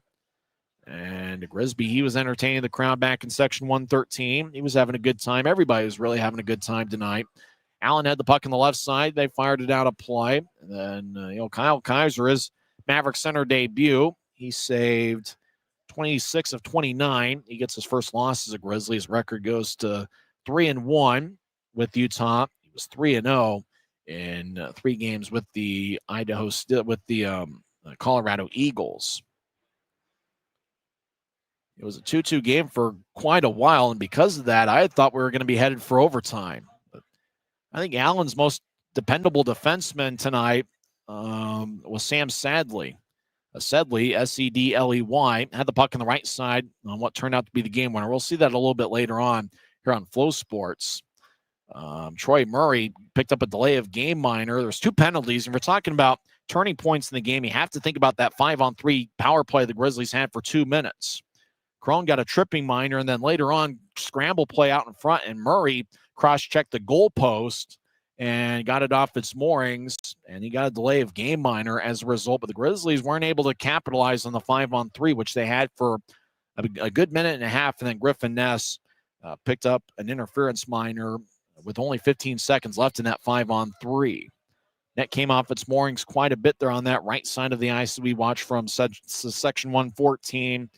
At some point, the Allen game winner is going to be coming up, and it was just one of those shots that, Sedley had a pretty good look from the right wing, and just bounced off of Kaiser and found the back of the net. As they continue with the highlights on Flow Sports, it was it's one of those games. Allen, they were pretty active out in front of the net. You almost have a feeling that if the Grizzlies want to have success later on in the series, here's the game winner. Sedley bounced off of Kaiser, and Watts was all alone to get the rebound, and he fired it from the left wing past Kaiser. That made it a 3-2 game, and that's where it sat. Of the 24 shots Utah had, Danny Genev led the way with 4, and that's no surprise. Genev is second among league rookies with 53 shots. That was coming into play tonight, so he now has 57 shots on goal on the season. And despite the loss, everybody in attendance seemed to have a good time, but just wasn't enough. Let's go over the 3 stars of the game. Reed Webster's the 3rd star. He scored the shorthanded goal 3:09 into the second period. Second star is Michael Gildon. It was a +2, and he had 6 shots. He is the second star. And the number 1 star is Braden Watts. He scored the game winner with 2 minutes and 10 seconds left in regulation. You got to give honorable mentions to Andre Anania, who was a +4 and had 4 shots for the Americans. He didn't have any points, but he was a +4. And Sam Sedley was a +2, and he had 2 assists. He had the game winner on the game-winning assists. Gildon and McCauley were each a +2. The Americans came away with a 4-2 victory despite the loss. There wasn't a Grizzly that was in the positive in the plus-minus category, but there were a few guys that were in even. Nobody had a multiple-point game for Utah. Neil Shea picked up an assist on the Ricketts first period goal. Shea now has a point in 5 of his last 6 games. And how about Jack Ricketts coming off last Saturday's game where he scored 1 goal and 3 assists? He got the party started, 4:47 into the first period. He's going to be an outstanding pro. Well, the Grizzlies still have a chance to win the series, at least the 3-game set that's here at Maverick Center, with victories on Friday and Saturday night. Make sure to get your tickets, UtahGrizzlies.com. As Black Friday, we'll see the Grizzlies entertain the Americans, and then Saturday is going to be Hispanic Heritage Night. Next week, the Grizzlies will have 3 road games against Steve Martinson's Allen Americans, and the Grizzlies, well, it's going to be interesting. Allen's one of the more physical teams in the league. Grizzlies held their own. It was a pretty evenly played game. It was just the difference in the game was that Watts goal, and then obviously the empty netter at the end. You kind of throw that one away. So it's really a 1-goal game with the empty netter at the end. But nevertheless, I think this is one of those series. You talk about this being a 2-goal game, but obviously a 1-goal game with the empty netter. I imagine that we're going to see quite a few games in this series that are like that are 1 or 2 goal games. So there's going to be a lot of scenarios where the Grizzlies are just going to have to win a third period. Just going to have to find a way. Tonight, it was the Americans who do have some talented forwards, and Braden Watts is probably as talented as anybody. He's had some great scoring years in this league, and Watts picked up the game winner, which was scored 17:50 into the third period. That'll just about wrap things up. Hopefully everybody has a fun Thanksgiving. I'm going to watch a lot of football. I'm going to watch the live football games, and I'm going to watch the 1993 Cowboys-Dolphins Thanksgiving game. That one was certainly fun. You know, the interesting thing about that NBC broadcast, it ended with O.J. Simpson dropping an F-bomb as he failed to get an interview with Dolphins kicker Pete Stoyanovich. I'll talk to you about 21 hours from now, as once again, in 2 hours and 28 minutes in front of a crowd of 3,047. The Grizzlies got goals from Jack Ricketts and Reed Webster, but the Allen Americans got a game winner from Braden Watts. They got goals from 4 different players. Colby McCauley with the empty netter at the end, and the Americans come away with a 4-2 victory. Next broadcast of Grizzlies hockey will be on Friday night, 6:50 pregame show, 7:10 face-off. I'm Tyson Whiting, and I'm just pursuing my dream, and that's to someday get to the National Hockey League. You've been listening to the Utah Grizzlies Hockey Network. Good night, everybody.